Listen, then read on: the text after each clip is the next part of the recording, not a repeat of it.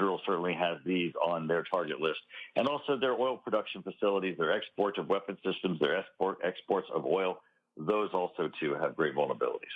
Majority Leader Steve Scalise says that the House legislative schedule will change next week to, quote, consider legislation that supports our ally Israel and holds Iran and its terrorist proxies accountable. Any sense of what that legislation could look like, sir? Well, I think it would look like the package that has made its way already out of the Senate to a great extent, and that is providing additional missile defense capabilities, air defense systems for Israel, also looking to ensure that their F-35 systems are fully equipped and that they have weapons capable of being able to defend Israel. I think the number of capabilities that they already have as a result of cooperation with us really need to be just resupplied. One sense I had over this weekend's events is this once again knocks Ukraine onto the back burner in terms of the world stage.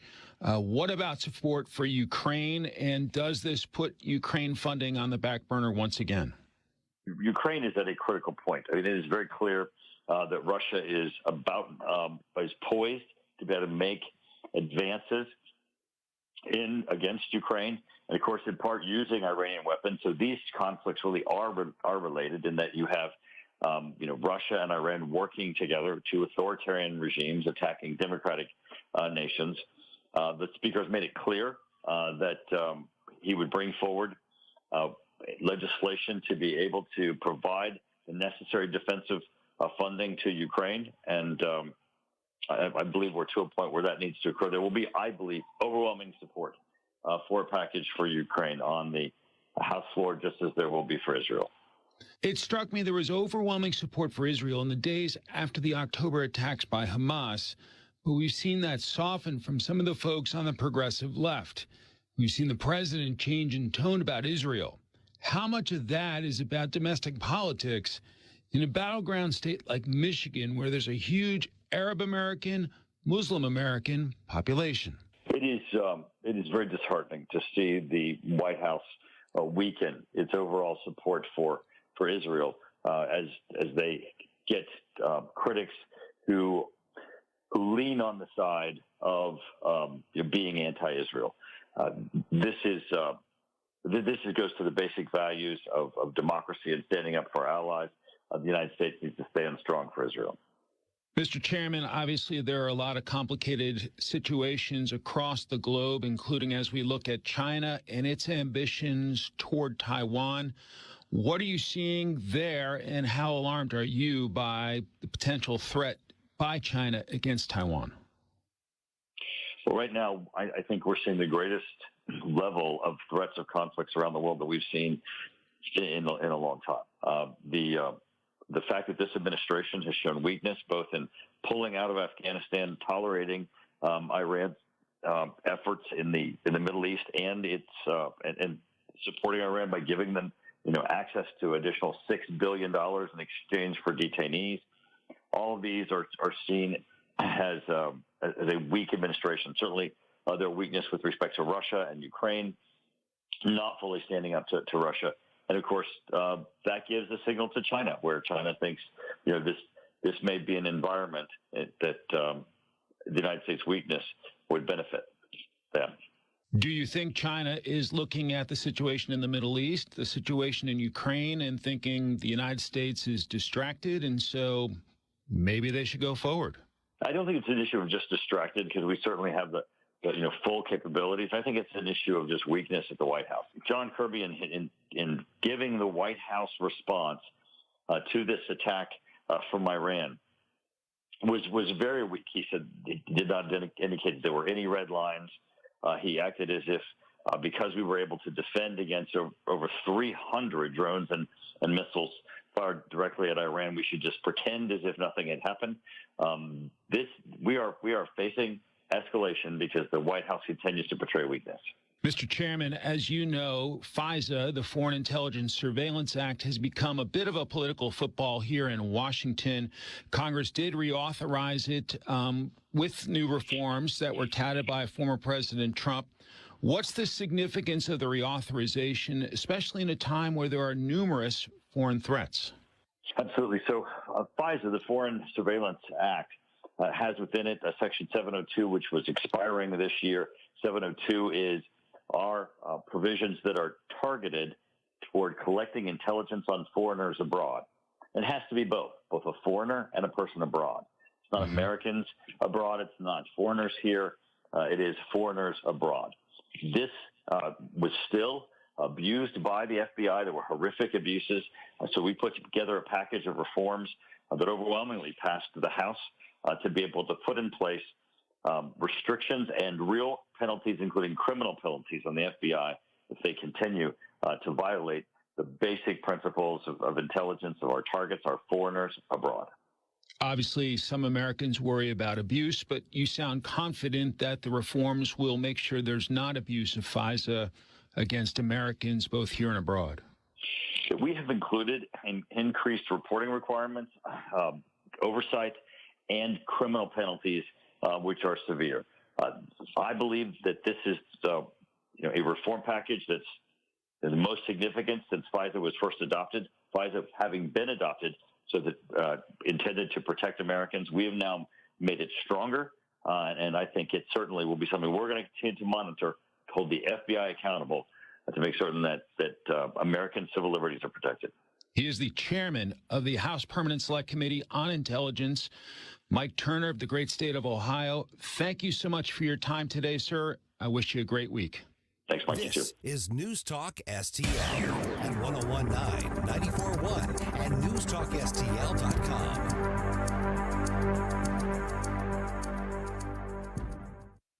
My wife and I both, we ended up mildly sick for a few months, and the nasal congestion was probably the worst part. I had like a post-nasal drip, just super congested all the time. We were taking everything we possibly could, but nothing really worked. Kyrie was miserable until a friend recommended Navage. Navage offers immediate drug-free congestion relief, flushing your nasal passages with refreshing saline and sucking out mucus, germs, and other airborne irritants. Don't live in misery this cold season. Use Navage so you can breathe easier, sleep better, and feel your best right away. The biggest thing Navage has done has completely cleaned out my nasal passages. It was from the first use. I was able to just clear out anything that was stopping me from breathing correctly.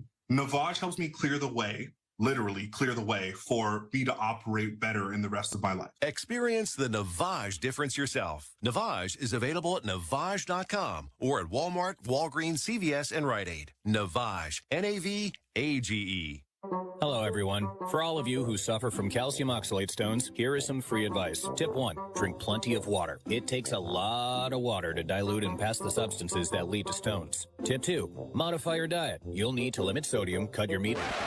Tired of difficult lifestyle changes that often don't work? If you suffer from calcium oxalate stones, now there's help. Kidney Cop, Calcium Oxalate Protector. Add Kidney Cop to your routine as a way to potentially reduce or even stop the formation of calcium oxalate stones. Kidney Cop is a dietary supplement developed by doctors and pharmacists. It's been proven in laboratory tests to reduce the rate of calcium oxalate crystal growth by 99%. That's right, 99%. Just take Kidney Cop. Satisfaction guaranteed or your money back. You can purchase affordable Kidney Cop today by visiting Amazon.com, Walmart.com, or KidneyCop.com. Yes, you can start enjoying life again. Purchase Kidney Cop at Amazon.com, Walmart.com, or KidneyCop.com today. These statements have not been reviewed by the Food and Drug Administration. This product is not intended to diagnose, treat, cure, or prevent any disease. Sponsored by Calcium Oxalate Lab. On the next, Larry Connors, USA. This could be a difficult day for state-controlled media. Do they cover World War III or Trump on trial?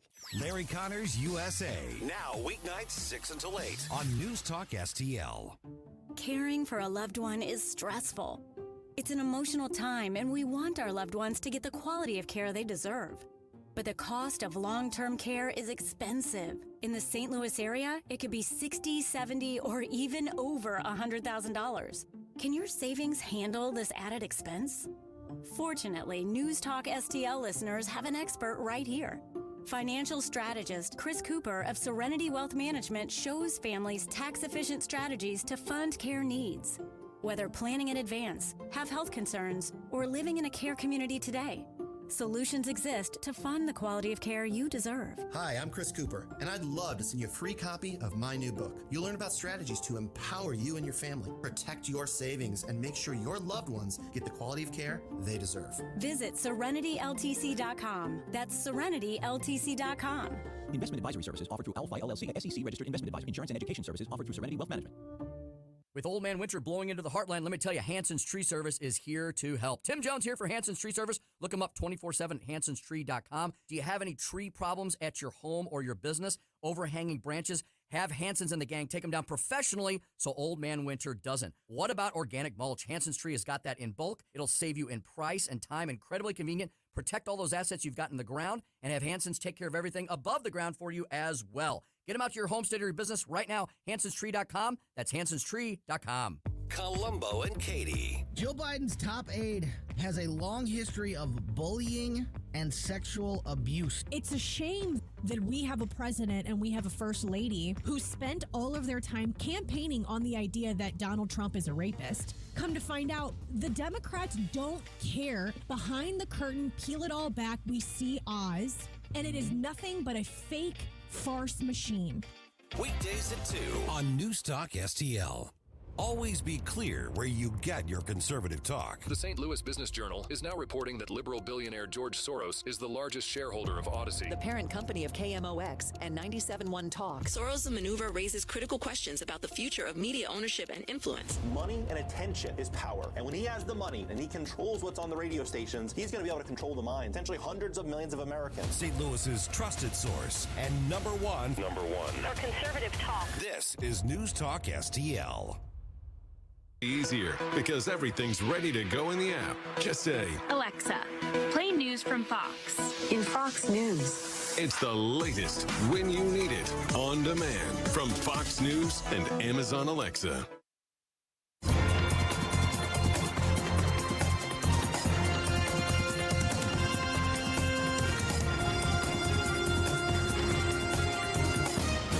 Now, a look at what's happening from the Fox News Rundown.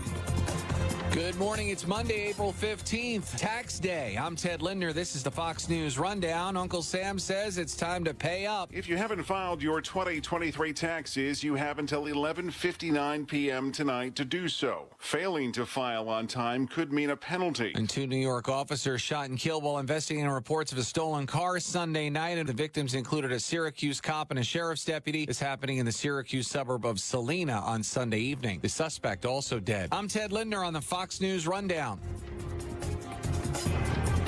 This is the Fox News Rundown.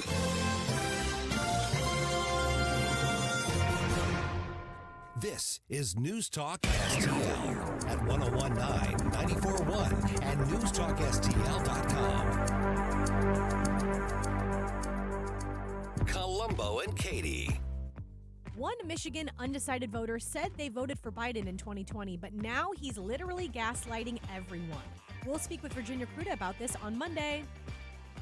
Weekdays at 2 on Newstalk STL. Seavers JCB has amazing deals on JCB mini excavators ranging from 2 tons to 10 tons. It's your choice to take 5 on one of these great offers. 0% financing for 5 years or up to $5,500 cash rebate and a 5-year warranty. See terms and conditions for details, but don't wait too long. These offers are for a limited time at Seavers JCB, and check out their full line of industry-leading JCB equipment. Check them out online at SeaversJCB.com. What makes a barbecue champion? It's skill, it's swagger, it's choice meats, superior spices, and sauces. But it starts with the simplest cooking fuel, Rockwood Lump Charcoal, made of 100% pure Missouri oak, hickory, and maple. It's premium charcoal that lights quick and burns hot, with a rich wood aroma that complements the natural flavors of meats. And because it's free from chemicals and impurities, it's more responsive for superior temperature control. What makes a barbecue champion? Rockwood Charcoal. Smoke the competition. Visit rockwoodcharcoal.com for tips and stores near you. Missouri education officials must be bad poker players. They keep doubling down on the same bad bet. Public school students haven't been reading or doing math at their grade level for way too long. Last year, a horrifying 40% were regarded as not college or career ready after high school. Many states have adopted school choice. Iowa, Oklahoma, and Arkansas all provide money so families can choose the public or private school that works for them. And Kansas has one of the strongest public school choice programs in the nation. Nearly every family in Missouri is given exactly 2 choices for their children's education. They're assigned public school or learning online. That's it. Our neighbors trust their parents to choose the right school for their kids. Missouri doesn't, so enrollment is already shrinking. That will mean fewer high school graduates, college students, and workers. A bad bet indeed. Check out our 2024 blueprint, Moving Missouri Forward at ShowMeInstitute.org. The Show Me Minute has been brought to you by Show Me Institute and Show Me Opportunity. The O'Reilly Update, brought to you by Seavers JCB. Visit them at their St. Peter's location. Bill O'Reilly here, and I'm warming up. Stand by for the O'Reilly Update Morning Edition. But first, if you own a vehicle with less than 200,000 miles, listen up. CarShield is a low-cost monthly vehicle protection plan now available to you. This protection plan is at an all-time low price. Please call 800-925-7584 for a free quote. Drivers who activate today will also receive free roadside assistance and towing at no additional cost. That is 800-925-7584 right now. On this Monday, there are big changes happening in American society, and some of us are very worried about the direction the country is taking. What is happening is that people are withdrawing into their own private worlds, and that's made easy by technology. You know that. You got your computer, you got your smartphone, you got YouTube and this and that and diversions all day long. So you really don't have to live in the real world if you do not want to. You do have to make a living. You have to go to work and get enough money to buy food and to have a place to sleep. But in your leisure time, you don't have to deal with anybody face to face if you don't want to. You can do it all by the machines. And what this does is it sets up an insensitivity to the plight of other people. So it used to be that every neighborhood in the country, everybody knew each other, they helped each other, there were friends, strong bonds. Somebody dies, everybody comes in and helps the family. A kid's in trouble, neighbors tell the parents about the kid in trouble. All of that coordination went on in America. That's traditional America. It's gone now in many places. In the small towns, you have a remnant of it, but in the big cities, it's vanished.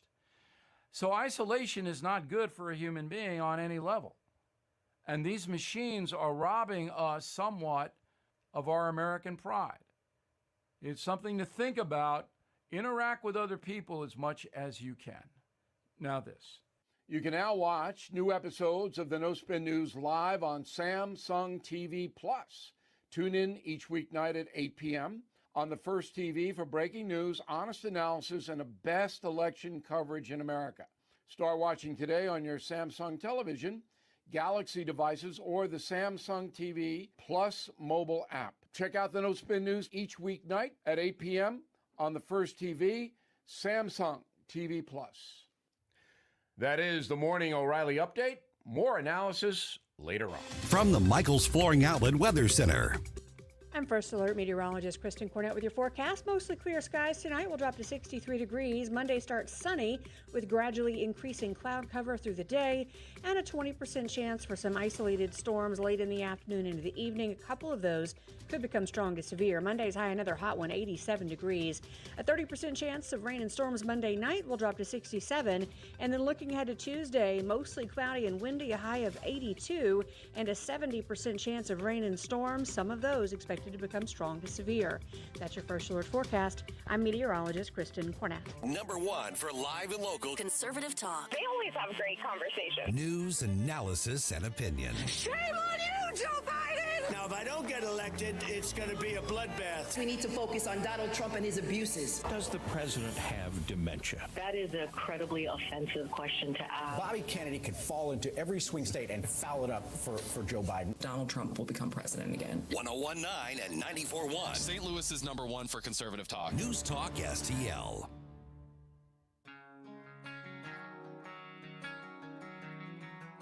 Watch us on our live stream using Rumble, Facebook, and Twitter.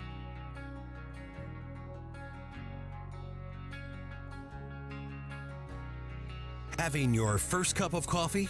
Mike's on his third. This is Mike Ferguson in the Morning on News Talk STL.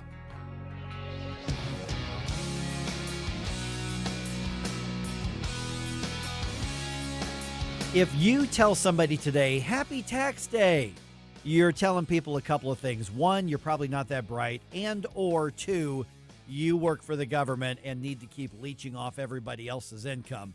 But nonetheless, today's tax day, so I got a question for you. If you were to guess, how much does the average American lose to taxes over the course of their life? What do you think that number is? Let me know. Send me your guess on maybe Rumble or Facebook comments or wherever else. Let me know what you think, because later on I'm going to answer that question for you. I will tell you the number is pretty staggering. Hey, good morning. Mike Ferguson here. Thanks for making News Talk STL part of your week. Coming up next week, SLU is bringing in the world's worst Bud Light salesman. Yeah, Dylan Mulvaney is going to do a lecture on empowering women and what it is to be a woman. Literally, the man who dresses up like Audrey Hepburn is going to prance into St. Louis and try to tell women what it's like to empower women. It does not get much more stupid than that. We talked to Nick Baker from the Young America's Foundation about that. Of course, keep in mind, SLU is the same institution that wouldn't allow someone to lead a conversation on what is a woman. Here's what Nick had to say regarding what kind of response should we give to this sort of event in town.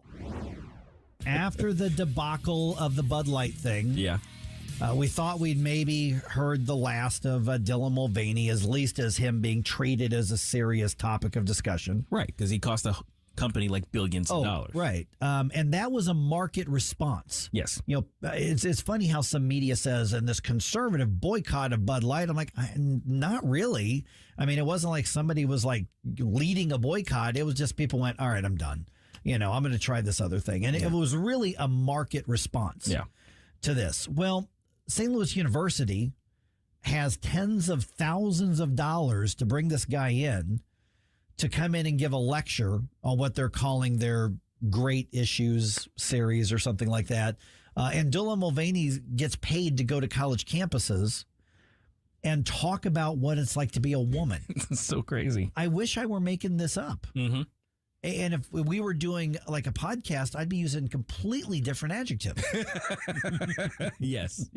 Let's get this dude to talk to these 18, 19, 20-year-old women about being a woman. Right. And so sounds right. Yeah, Nick Baker's with the Young America's Foundation, and obviously they're taking a very different level of notice of what's going on here, Nick, because there was another conversation that was supposed to happen regarding all of these great issues on SLU's. Any of that, even though they weren't paying for that one, and they're spending God knows how much on this one right here. So let's set the stage, Nick. First of all, thanks for being on the show. But let's set the stage here. The actual location where this Mulvaney dude is going to be pretending is actually where another conversation was supposed to take place, a year or two ago? Yeah, thanks, guys, for having me on. So as you mentioned, so this will be taking place in the Bush Student Center, which ironically, of course, is owned by the same company that Dylan Mulvaney ultimately takes their stock and everything. So I found that a bit odd. And then also this room within that center is a ballroom where, because I actually was a student there, and so I was trying to work with Young America's Foundation to bring Matt Walsh to come and speak on the pro-life movement, as well as his topic of what is a woman, which at the time was just starting to gain traction. And SLU told us no. Ultimately, they used their COVID powers, which they had at the time in 2021, to incrementally add so many precautions, like Matt was going to need to wear a mask. It had to be N95. They were going to do social distancing. All the audience had to wear a mask. So they were going to limit this room that seated, I believe, either 500 or 800 to only 200 people. And just a few weeks prior to that, they had allowed Steve from Blue's Clues to come in, and of course he's a Hollywood liberal, to come in and give a talk, and he was allowed to do that without a mask. People were able to not wear masks themselves, and so it was a clear-cut case of discrimination. And so ultimately they added so many precautions that we had to scramble to find another location. So we reserved the off-campus church, which is technically affiliated with SLU, but it didn't have to follow those same COVID rules. And then with 24 hours notice, the pastor of the church told us Matt is too hateful. And so we were left with very short notice to ultimately find the Coronado across from campus was able to take us. Good morning, Nick. Gabe Pfeiffer here. So, what eventually became of that whole situation? Was there anybody ever kind of called out on the carpet for the unfair treatment, or did it just kind of get swept under the rug by the college administration? Well, or from what else we've seen from SLU, and my wife is an alum there from there as well. Mm-hmm. Did they just continue to arrogantly say, "That's what we said. We're just doubling down on it"? Because that's I've seen that pattern with SLU too. Yeah, unfortunately, they just doubled down. There was no apology, and they've only continued to grow worse in terms of bringing these very one-sided speakers without ever making any effort to bring conservative speakers, unless the conservative students themselves try and make that effort. And Nick, let me ask you now. Let's talk about this Dylan Mulvaney thing, that he's coming in there. Who knows how much money they're spending? I know you pointed out that Mulvaney's going rate was $40,000 last year for appearances. So let's assume it's in that neighborhood, maybe even more by now. I don't know, maybe less because of how bad the market responded to him. But the bottom line is they're spending a lot of money to bring him in and promote him on campus. They're requiring student or university IDs to get in, so they're trying to insulate it from people who may come in and disagree. Mm-hmm. What should the response to this look like? I mean, when you at working with YAF and the others on campus and off, what should the response be, if any, to make sure that we're either going to force a conversation, or is the best thing to do ignore it, or what's the line of thinking on how do we deal with this? Yeah, so it's a really good question, and something that we're still in talks of trying to work with the students there to see what we want to do in response exactly. Because I think that if we take the left tactics, which are to go out and disrupt Mulvaney and just act like fools, that's definitely not something that we would want to do. That, of course, even as crazy as he is, and as ridiculous as the situation is that a Catholic university is hosting Mulvaney, Mulvaney still has the right to expression. Mm-hmm. And so I think we should allow that. And we also just don't want to disrupt the event. I can't get into too many details because it's still a process going on as we speak. But we are considering options for a follow-up program with someone who will be able to effectively and, very convincingly counter the crazy points, women's empowerment that this man will be speaking on. And we are exploring some options for going on campus and asking students questions to see if they believe that this should be going on. That was something we did back at Penn State, which is the last school that Mulvaney spoke at. And really, most students were not even aware of who he was. Even so, we had one student on that video, which I encourage people to watch on our YouTube channel, youtube.com/YAFTV. And there was one student who was dressed as a furry, a wolf, and not even he knew who Dylan Mulvaney was. So much to the point you brought up earlier, it's very well a possibility that Mulvaney's rate could have gone down, but who knows? Yeah. And along those lines, Nick, and we just got a couple minutes left. I know Stella has a question. I was just corrected on the Rumble chat box that says, hey, don't misgender it. It wasn't a boycott. It was a she, her, they, them caught. Just to let you know. Stella, what do you got? Hey, good morning, Nick. Stal Pontique is here. My wife and I, by the way, are both SLU graduates, class of 74, class of 75 for us. And then she got her master's and doctorate there also in the 80s. Bush Memorial Center, where the event is scheduled to be at, which is at Grand and Laclede on campus. It's a nice facility, but how big is that ballroom? It doesn't seem like it's that big for an event like this. And my other follow-up question is, what's the reaction been on campus so far? Yeah, so the ballroom, I believe, is either 500 or 800 seaters. Okay. Seats within. And so I think that Mulvaney will probably have a tough time filling that. I know at Penn State, they had him in a room for 1,000 and only about 100 or even could have been less. I think maybe 80 showed up. Mm-hmm. So it was embarrassing for them. And, yeah, the reaction on campus, it sounds like students are, like even those on the left, are surprised because what kind of actual biological female would like to have this man who's been identifying as a woman for like 5 seconds to come in and tell them what female empowerment is. So it's definitely a very mixed reaction. Of course, there's the radicals on campus who are very happy about this. But then I think those students are in the middle, even left of center. We even have a chance at convincing them that leftism has gone way too far.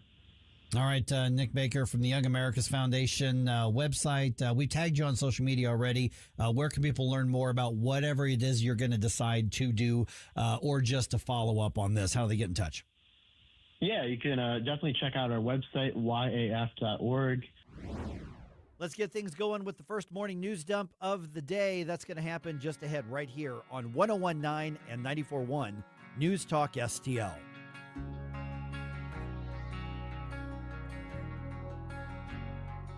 For podcast articles and more, find us on newstalkstl.com. Get up, St. Louis. It's Mike Ferguson in the morning.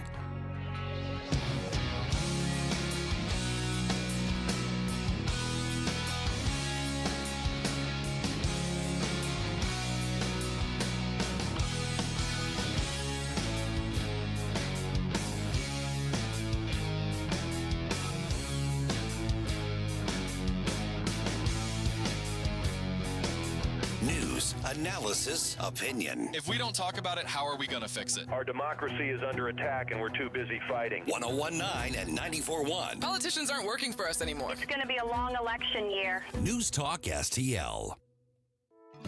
Hi, Sean Long from STL Fenceworks. A new fence or deck is an investment in your home and your lifestyle. But how do you ensure that you're getting the most out of that investment? At STL Fenceworks, we know the key is satisfaction. Satisfaction means getting a fence or deck that not only meets your needs, but exceeds your expectations. Satisfaction means working with a team that cares about your project as much as you do.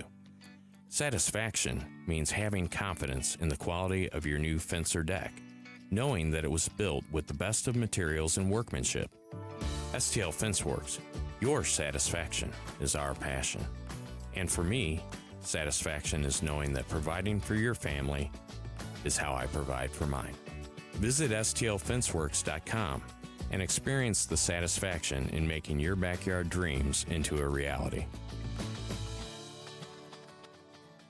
Classic Kicks Country is streaming now. Hear all your new country favorites from the 90s. I should have been a cowboy. Streaming as it happened in the 90s. Classic Kicks. Let's go, girls. Download the Classic Kicks app from the App Store. Online at ClassicKicks.com. I'll go back. Or enable the Classic Kicks skill on Alexa. I love this station. 90s New Country streaming now. The future depends on teachers. Every day, teachers are shaping our tomorrows, starting their students on journeys that will change the course of history. Right now, in a classroom somewhere in the United States, There's a teacher inspiring a future scientist who'll make preventing pandemics their life's work. Sharpening the mind of an aspiring environmentalist who will help combat climate change. And generating possibilities for a student who will become the first in their family to graduate college. It all starts with teachers who meet challenges with creativity, who reinvent education for the future, who work towards a school system that lifts up every child, regardless of race, income, or zip code, and who enable the full potential of our students, our communities, and our country. Explore a career that leaves a legacy you can be proud of. Shape the future. Teach. I think we should be able to have a civil conversation. The news and talk that matters to St. Louis. This conversation has completely made me crazy. This is complete insanity. News Talk STL.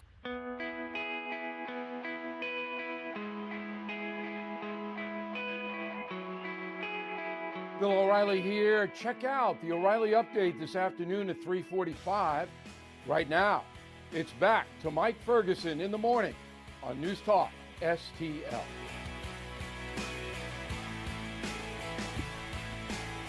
Successful dump. Wake up, America. It all worked out. You know, I mean, they got all the news. The Morning News Dump. All right, you heard the news. Iran attacks Israel over the weekend. We're going to talk about that here in just a couple minutes. Also, a local school superintendent is leaving. The school board says she's great. She's going to be missed. Hundreds of parents in the district and the attorney general say otherwise. They disagree a bit. They disagree just a bit, yeah. And the Battlehawks grill up some Brahmas in Texas. I really tried to come up with a barbecue joke with that, because a Brahma, is a bull, which is kind of like a cow, but you don't really grill up the bulls. You just grill up the cows, but that's the best I could do. So My apologies in advance. All right. 5:50 right now on this Monday morning. I'm Mike Ferguson. Got Stel Ponticus right here. All right, President Biden says he is working to coordinate a global response to Iran's missile and drone attack against Israel, but he's not saying it's going to be a military one. The president is reaching out to fellow world leaders in the group of 7 advanced democracies to coordinate a united diplomatic response to Iran's brazen attack. American forces helped defend Israel from incoming missiles and drones, but the White House has made clear it would not participate in any offensive action against Iran. National Security spokesman John Kirby told NBC the U.S. is not looking for escalation and doesn't seek a war with Iran. Greg Clugston, Washington. The U.S. escalated this when the Biden administration sent Iran an unfrozen $6 billion in funds last year. Mm-hmm. I mean, why is it media seems to forget that little tidbit of information? Well, it doesn't fit the narrative. With this administration being the presidential administration, collectively speaking, this is partially on us. And Israel has the right to do whatever it feels it needs to do to defend itself. Yeah, I heard someone comment that, well, we were funding armaments on both sides for this because of that $6 billion. Some of that no doubt went to the drones, et cetera. And then our money went to the Iron Dome and David's sling and whatever else was used to shoot them down. Yeah. And thankfully, they shot down 99% of them. Yeah, very minimal physical damage. Very minimal. And, of course, we did sell some of that to Israel, too, but there is definitely U.S. aid to Israel as well. All right, let's get into that a little bit more right around 6:05 here. Okay, Wentzville's public school superintendent making a hasty exit. She's not officially leaving her job yet, but she will be, quote-unquote, retiring at the end of the school year, at least retiring from Wentzville. In an announcement that was sent out at the very end of the week, Danielle Tormata announced that she's going on sabbatical for the rest of the school year, effective immediately, and then is going to retire. Many parents in the district have been pushing back against her administrative style. There's a very long list of accusations against her, among them accusing her of breaking the law, trying to intimidate elected officials, and being unethical in relation to a lawsuit filed against the district by Attorney General Andrew Bailey. That lawsuit, filed last fall, is regarding a closed-door meeting that some board members basically acted as whistleblowers, and they said it was held, first of all, illegally, and secondly, it was held to discuss the district policy about bathroom usage by the gender-confused students. So they said, you held a meeting about school policy behind closed doors and didn't tell anybody, And, of course, that resulted in the lawsuit against the district. It's just really bad situation there. And I'm guessing a lot of folks have forgotten about that. Yeah. That secret meeting. I think they count on people forgetting that is what they do. So here we are to remind you that happened. All right, let's go back to Washington for this one. The U.S. House voted to pass an amendment to Section 702 of the Foreign Intelligence Surveillance Act, or FISA, which we talked about last week. But here's the thing, is what was passed does not require a warrant to surveil communications between foreign nationals outside the U.S. and U.S. citizens. So if you have some contact with somebody in another part of the world, the federal government now, with Congress's blessing, with the U.S. House's blessing, which means with the Republicans' blessing, they can surveil you without a warrant and intercept your communications. Senator Rand Paul was on Fox's Sunday Morning Futures. He's against it, had some pretty blunt words for Republicans who voted to not require the feds to get a warrant. Americans shouldn't be spied on by their own government. The Fourth Amendment was put in by our founding fathers to protect us. FISA doesn't obey the Fourth Amendment. And so Speaker Johnson was incredibly wrong. He broke the tie. He voted with the Democrats. Here we have the leader of the Republicans in the House votes with the Democrats against a warrant requirement. We also have Speaker Johnson voting for the spending package, once again, with the majority of the Democrats. So the bill passed very, very, very, very, very narrowly, as anything will. But the only concession that was given is that this one expires in 2 years. They wanted to do it for 5 years. I heard somebody say, well, the Fourth Amendment already applies. You don't need to rewrite the Fourth Amendment. Okay, so the feds have been using this law, which explicitly says they don't have to get a warrant. They've been invoking this law. So the idea that you would write into a law, by the way, you have to comply with the Fourth Amendment, and that was voted down by 80-some Republicans, in addition to all the Democrats, should tell you where we're at in this country. And the thing that ticked me off the most was Johnson was the one who broke the tie. Yeah, that's right. You know, I'm so ticked off at the lack of backbone and balls that the Republicans have. They won't stand up at all. No, they won't. But it's an election year, and they're going to fearmonger and tell us that we have to elect them because they're the only ones standing between us and the Biden administration. Well, the evidence right now says you're not. No, you're right. Yeah, jeez. All right. Let's go on to maybe some happier stuff here. Not this one. Here's a bad one. Then some happier stuff. Okay, the St. Louis Board, I forgot I wrote this one. The St. Louis Board of Aldermen scheduled to take a final vote on bringing red light cameras back to the city. That is scheduled for a vote today. This despite the fact that red light cameras have been declared illegal and unconstitutional by the Missouri Supreme Court.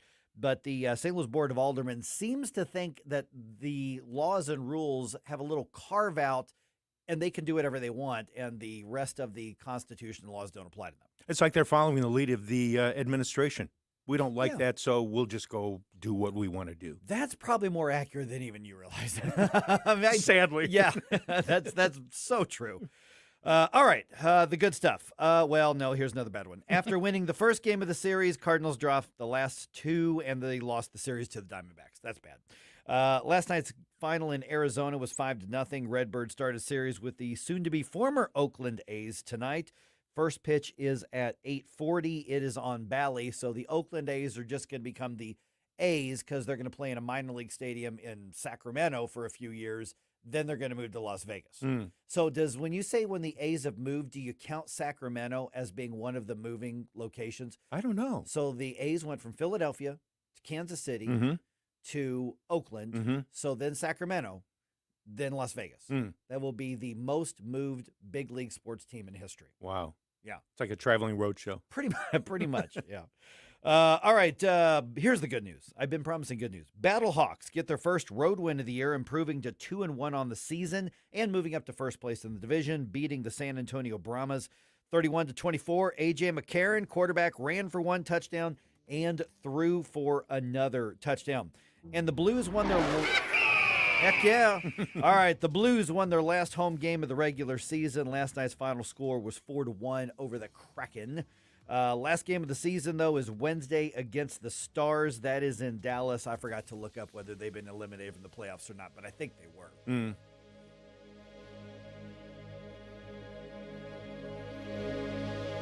Hey, I'd like you to get to know Dr. Daniel Cusimano and Dr. Megan Dwyer. Those are dentists and my dental team, along with their dental team at Advanced Dentistry of St. Charles. You know, whether it's economic value with their dental savings plan and their real concern about giving you value, which is, of course, quality at a great price, or whether it's their personal values, their dedication to absolute precision. I can tell you when I go in and get my treatment there, or just a cleaning, whatever, it's always, I get this feeling it's like laser-guided precision. Well, yeah, they have lasers, but they don't do that for everything, of course. It's the right tool for the right job. Whether it is dental implants, whether it's just general dentistry, cosmetic dentistry, and by the way, he can use some Botox in all the right ways for those applications as well. You'll find the greatest of care, the greatest value, delivered with people who have real values, the values we share at Advanced Dentistry of St. Charles. Get to know them by calling 636-978-0226, 636-978-0226, or advanceddentistrynow.com. That's Advanced Dentistry of St. Charles. My friend, death is certain. Are you prepared? Larry Connors here. I don't want to scare you, but your funeral plans are an important conversation you need to have with your spouse, family, other loved ones. My friend Benjamin Schaefer at Senior Memorial can help find you an affordable, final expense life insurance policy, regardless of your health condition. You could qualify up to $30,000 of lifetime coverage. Life insurance plans with Senior Memorial also offer living benefits towards hearing and diabetic supplies, access to a 24-hour teledoc service, discounts on urns, caskets, tombstones. Call my friend Benjamin at Senior Memorial and discover your legacy at 314-866-8886 or visit memorialplans.com. Memorialplans.com. Senior Memorial Heritage Protection. KLGY HD3 Clayton, K270BW Bellefonte, KNBS Bowling Green. This is News Talk STL at 1019, 94.1, and always streaming at newstalkstl.com. News this hour from townhall.com. I'm Rich Thomason. An anxious world is watching and waiting, watching Israel and waiting to see how it will respond to Iranian aggression. In the wake of Iran's missile and drone attacks on Israel this weekend, U.S. House Speaker Mike Johnson says the House will vote in the coming days on an emergency aid package for Israel. On the Salem News program, This Week on the Hill, Johnson warned that bipartisan support for Israel is critical at this moment in history. This is an alarming thing. It's a dangerous thing. The reason we stand with Israel, for us, it's a matter of faith, but it's also a matter of geopolitical stability. They're the only democracy in the Middle East. If the world ever sees that we lack that resolve, they will come with all guns blazing, literally so, against Israel. It's a dangerous, dangerous situation right now. We cannot show a lack of resolve. Speaker Johnson conferred with President Biden and other congressional leaders on Sunday as the world awaits Israel's response. Israeli officials say the lion's share of the Iranian drones and missiles, there were hundreds of them, were shot down with the help of an international coalition whose partners include the U.S. The first of Donald Trump's 4 criminal prosecutions heads to trial today. The New York case is centered on accusations that Trump sought to bury stories about extramarital affairs that arose during his 2016 presidential run. Indictments in this case made Trump the first ex-president charged with a crime. The trial gets underway despite repeated attempts by Trump lawyers to delay the trial and remove the judge. The former president, who denies any wrongdoing, has complained that he should be on the campaign trail, not in a courtroom. Greg Clugston, the White House. A sheriff's deputy and a Syracuse, New York police officer are dead. They were shot by a suspect who was also fatally shot last night. Happened in the town of Salina, just outside Syracuse. Stock futures higher this morning on Wall Street. The Dow futures up 106 points. More on these stories at townhall.com. Relief factor, pain relief that's natural, pain relief that works, and pain relief that attacks the source of the pain. That's the experience of tens of thousands of Americans who are taking Relief Factor right now. See their incredible video endorsements at relieffactor.com and then order your 3-week quick starter pack for just $19.95. That's less than $1 a day. Find out if it can work for you like it works for me by ordering your 3-week quick starter pack today. Relieffactor.com, relieffactor.com. Be the next success story. Jessica, this is the happiest day of my life. Right up there with the day I bought my RV and insured it with Progressive. Man, I love that thing. There are a million fish in the sea, which I'm reminded of every time I bring my RV to the lake, but I vow to love and cherish you. just as much as I cherish campsites with full electric and water hookups. I'm so sorry. Protect your beloved with an RV policy from Progressive. Take as little as 4 minutes to see what you could save at Progressive.com. From the Michael's Flooring Outlet Weather Center. Happy Monday. I'm First Alert Meteorologist Leah Hill. We're looking at another warm afternoon with building cloud cover. Temperatures anywhere from the mid to upper 80s, a light wind, but can't rule out an isolated stronger storm or two later this afternoon as a warm front lifts to the north. And the primary timing for seeing any stronger storms between about 4 and 10 p.m. If a storm turns strong or severe, tracking a wind and a hail threat. That's your First Alert forecast. I'm meteorologist Leah Hill. This hour of News Talk STL is brought to you by Rodney and Jen Wallner and the entire Wallner home selling team at Berkshire Hathaway. Call them today at 314-810-SOLD. 314-810-SOLD. To have a roof over your head, a nice roof over your head, is very important. That's Rick talking about his experience with Rhino Shield ceramic coating. We got Rhino Shield 18 years ago, and they're very cooperative on getting us the right paint. They're in and out and done in no time. Once it was finished, looked great. We were very happy with it. The main reason Rick called Rhino Shield is because it's backed by a 25-year transferable warranty. We've watched a lot of people get their house painted 3 or 4 times, and we haven't had to do any of it. I don't know about you guys, but I don't want to have to paint it every 5-7 years. Take a tip from Rick and put down the paintbrush and call Rhino Shield for your free evaluation. 877-25-RHINO. 877-25-RHINO. Or visit 877-25rhino.com. We got Rhino Shield 18 years ago. Financially makes sense, especially if it's going to last like this did. Still looks great. Call now. 877-25-RHINO or 877-25rhino.com. Don't paint, don't Rhino, go Rhino Shield. Never paint your house again. Rhino Shield. Talk radio made in St. Louis for St. Louis. This is News Talk STL. Our responsibility. News, analysis, and opinion. To provide updated guidance. At 1019, 941, and newstalkstl.com. Mike Ferguson. I have come here to chew bubblegum and kick ass. And I'm all out of bubblegum. Gabe Pfeiffer. We have a hope. Get up, can't you hear the alarm?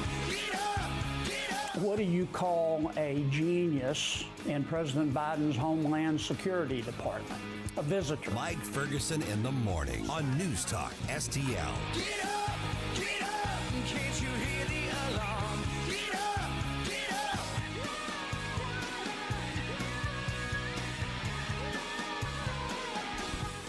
All right, Iran attacks Israel. We heard that news over the weekend, and the calls come in immediately for restraint by Israel. Of course it is. Yeah, every single time. Yeah. All right, let's get into that here in just a couple minutes here. It is 6:06 right now. Got Gabe Pfeiffer here. Got Stel Pontigas here. I'm Mike Ferguson. Hello to everybody who's watching on Rumble right now. Bluesnet has it going there. Just saying hi, just letting you know that I am now in, because I get in there a little bit sooner, but I was a little bit late today. Yeah.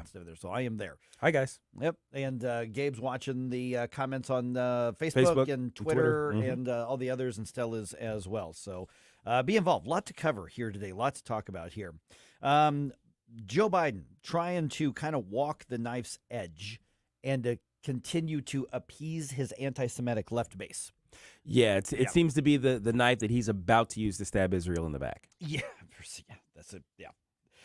So he puts out a statement condemning in the strongest terms Iran's attack on Israel. Sure. But as we just heard from the town hall report, that the U.S. has made it very clear we don't want to escalate war with Iran. We don't want to get into a military conflict with Iran. We are looking for a diplomatic response. We're going to go to the UN, and we're going to also go to the other, G7 nations, or G8 nations, the other 7, and we're going to come up with a diplomatic response. We're going to pass a resolution. We're going to cut off something that you want to buy. We're going to send a strongly worded letter. Right, exactly. So you look at the statement that came from the White House. It was sent out on the 13th. It said, earlier today, Iran and its proxies operating out of Yemen, Syria, and Iraq launched an unprecedented air attack against military facilities in Israel. I condemn these attacks in the strongest possible terms. Well, that means a lot, right? Yeah, he's like, this is bad. No. Don't do that. Oh, they're trembling in Tehran. Right. Oh, yeah. Yeah, they're really excited about it. The Islamic terrorists, are scared to death because Joe Biden says he condemns it in the strongest possible terms. So here's what he says. He says, at my direction, this is the president speaking, to support the defense of Israel, the U.S. military moved aircraft and ballistic missile defense destroyers to the region over the course of the past week. Thanks to these deployments and the extraordinary skill of our service members, we helped Israel take down nearly all of the incoming drones and missiles. I've just spoken with Prime Minister Netanyahu to reaffirm America's ironclad commitment to the security of Israel. Ironclad, indeed. Ironclad. Okay. I told him that Israel demonstrated a remarkable capacity to defend against and defeat even unprecedented attacks, sending a clear message to its foes that they cannot effectively threaten the security of Israel. Tomorrow, meaning yesterday, I will convene my fellow G7 leaders to coordinate a united diplomatic response to Iran's brazen attack. My team will engage. Yeah, whatever. Yada, yada, yada. Yada, yada. Which, the Islamic terrorists hate it when you say anything that could be related to Yiddish. I'm just pointing that out. Really? Yeah. Okay. Hurts their feelings. So Senator Tom Cotton was on Fox's Sunday Night in America, and here's what he had to say in response here. It's hard to imagine this doesn't steal their resolve to finish the job against Hamas in Gaza or to refuse to tolerate Hezbollah, Iran's proxies to its north in Lebanon, possessing more than 100,000 rockets and missiles and drones on its own, and ultimately to tolerate Iran with a nuclear weapon. And here's the thing, is the U.S. released $6 billion, Unfrozen released $6 billion to Iran. Yeah. We know very well who their proxies are, who have been launching military attacks. This isn't the first time that Israel has taken on some kind of attack from Iran or its proxies. Right. The president of Israel, Isaac Herzog, says, as far as they're concerned, this was a declaration of war by Iran. Now, that's tough talk. That's extremely tough talk, yeah. Now, but he does say all options are on the table, and then he just shut up, and we don't know where their thinking is right now as far as what the response is. Iran is saying, hey, you hit a military facility and killed some of our generals. They said, that's why we're responding. This is self-defense. Yeah, those generals were coordinating the attacks on Israel. Yeah. So how dare you defend yourself against us? Now we're mad. Now we're going to retaliate against you for retaliating against us. You're not allowed to attack our proxies. Right. It's basically is what they're saying. Especially after we're directing them to attack you. So basically you've got this. And every time something like this happens, we tend to get really, really on edge, and we should. Yes. But remember, we talk about the thin ice that is the Middle East. It's been that way for decades. Now, every day is one day closer to whatever is going to be. Midnight. Yeah, whatever's going to be midnight there. That could be right around the corner. That could be in 10 years. It could be 50 years. I don't know. But this right here is making it very clear that Israel being surrounded by Islamic nations that hate it and want to destroy it, they're prodding. And right now there's a weak United States. There is a weak chief executive. There's a weak president who has made it very, very clear we're not going to push back militarily. We will not get involved in pushing the Islamic terrorist states back. How much do you think? How much do you think this situation has been exacerbated directly by executive actions from the Biden administration, or inactions? I think it's more the inactions. I think right now what you have are terrorist sponsoring nations, including Iran and all their proxies, who know that their best chance to do some damage to Israel is now, because Joe Biden has said, I could strongly condemn you, but I'm not going to do anything about it. I'm gonna call a meeting. I mean, that's basically what he said is, I'm going to call a meeting. Now, I imagine that money situation, though, was probably the way I see it, the way I've observed it, I can't help but look at that as maybe the first spark in the most recent conflagrations, because it seemed as though within months of that money release, all of a sudden we started seeing a lot of movement, a lot of attacks, a lot of weapons and things moving around. The Houthis all of a sudden, I hadn't heard the name Houthi in forever, and then all of a sudden, within it had to be like 6 months of that money release, to Iran, they're back in it again, Right. lobbing missiles that they shouldn't be able to afford. Right. And we know that this is as much appeasement. This is as much weakness. This is what happens when other nations do not take you seriously. Yeah. I mean, that would be the same thing as, you're running away from the cop. And I saw this in a comedy routine once. I don't remember who it was. And the cop goes, "Stop." Or I'll say stop again. Or I'll say stop again. Yes, that's right. What movie was that? I don't Gosh, know. that feels so I want to familiar. say a Monty Python thing, but I don't know. I think so. But that's the sort of now. Do we need to go be the police officer for everybody in the world? No, not at all. But we have a vested national interest, and there's a regional world interest in that area staying without actual war. We know that they're going to go shoot each other from time to time. But we have an interest in protecting our only ally in that area. Yeah, that whole ally concept kind of relies on you kind of being there when they need you. It's like having a friend and you're like, I'm in real trouble. It's like, hey, sorry, buddy. Good luck. Good luck with it. Or even worse, as the kids they say, they leave you on red. On red. Yeah. You can see that they saw your text message. But you don't respond. But they're not responding. They leave you on red. My daughter complains about that sometimes. It's like, you saw my text. I'm like, yeah, I was busy. I'll get back to you. Don't leave me on red. Okay, real quick here, because just ahead here, Cori Bush is there's a political action committee being set up to help protect the squad, because it turns out that anti-Semitism might be bad campaign strategy still in America. No kidding. We'll get to that in a minute here. All right. In Missouri, the House committee looking at that anti-squatters bill actually passed it. Okay. So it's got to go to the full House. And this is kind of modeled after Florida's law. So this is actually a really good bill. It's well constructed. Right. Absolutely. It is. And, Bill Eigel had something to do with that. And in the House, it was Representative. Where'd it go? I just had it a second ago. Representative Phil Amato, who's from Arnold, is sponsoring this one in the House. And so this is a good bill here. But get this. I'm reading the Missouri Net article on this. Mm-hmm. Listen to this last paragraph. The bill is sponsored by State Rep Phil Amato, Republican out of Arnold. It needs another committee hearing before moving on to the full Missouri House, but time is not on the bill's side as there are only 5 weeks left in this year's legislative session. 5 weeks. That's not enough time? That might not be enough time. Why? How many readings does it need? It's pretty simple. Yeah, and Florida did this within the course of just a matter of a few weeks. Florida's passage of this bill was kind of shocking in not only its speed but its effectiveness. Yeah. And I'm looking at all of the red states in America and I'm just like, why aren't you like Florida right now? Yeah. They seem to have it right. Because they have the best governor in the country to start.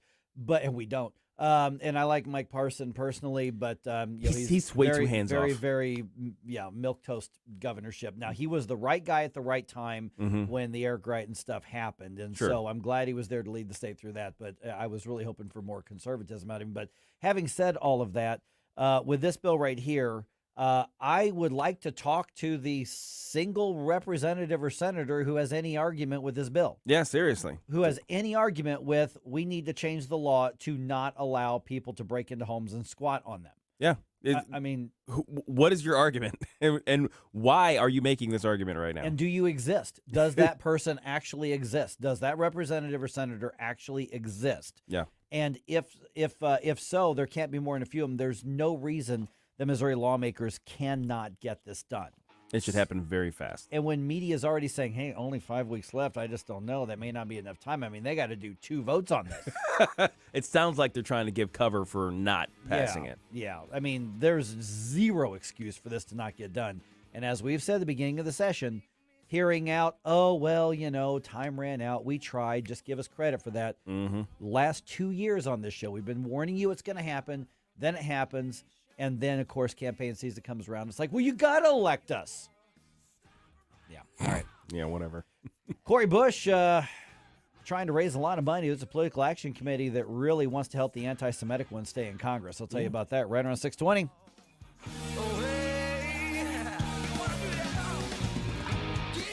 We give you news, analysis, opinion, and more. Only on News Talk STL. Get up, St. Louis. It's Mike Ferguson in the morning.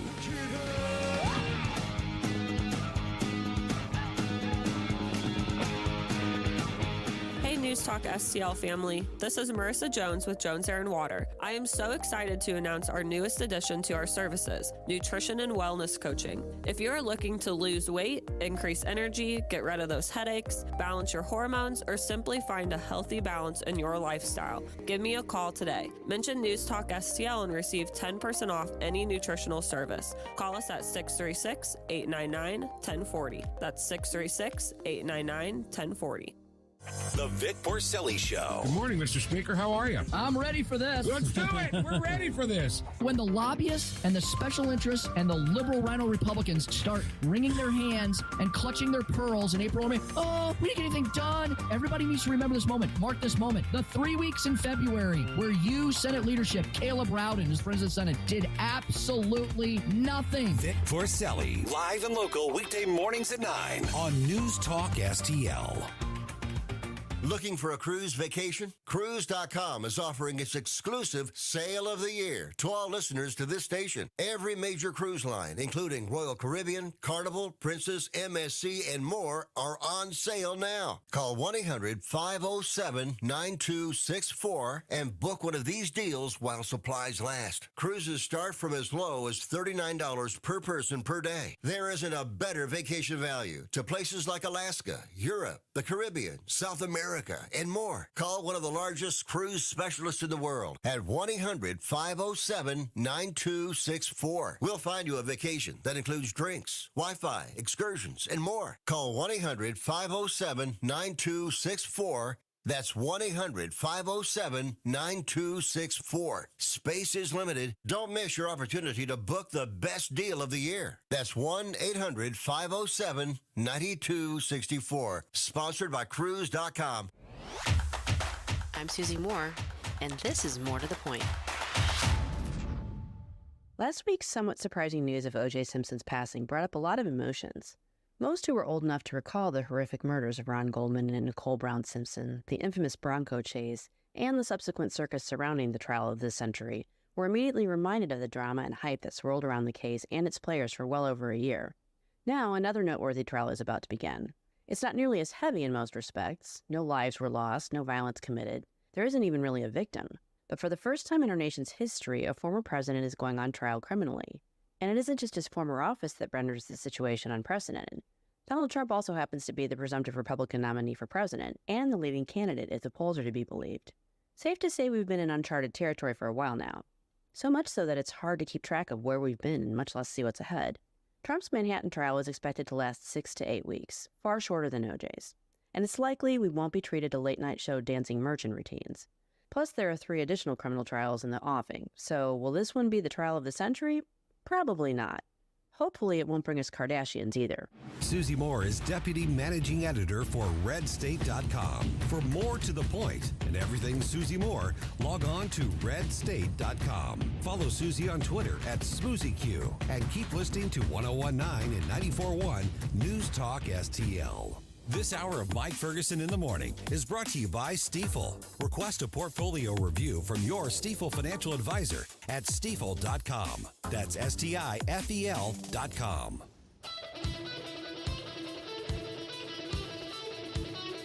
Mike Ferguson in the Morning with Gabe and Stell and, Mike. Always informative and entertaining. And don't forget my show, Larry Connors USA, 6 to 8 p.m.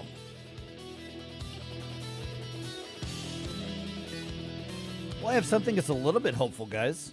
Okay. Just a little? Maybe. Please, talk me off the ledge here. Okay, so there's now a political action committee set up to help the squad overcome their anti-Semitism. Now, you may say, well, why is that hopeful? To help them overcome their... Okay. Yeah, not overcome that personally, because it supports their anti-Semitism.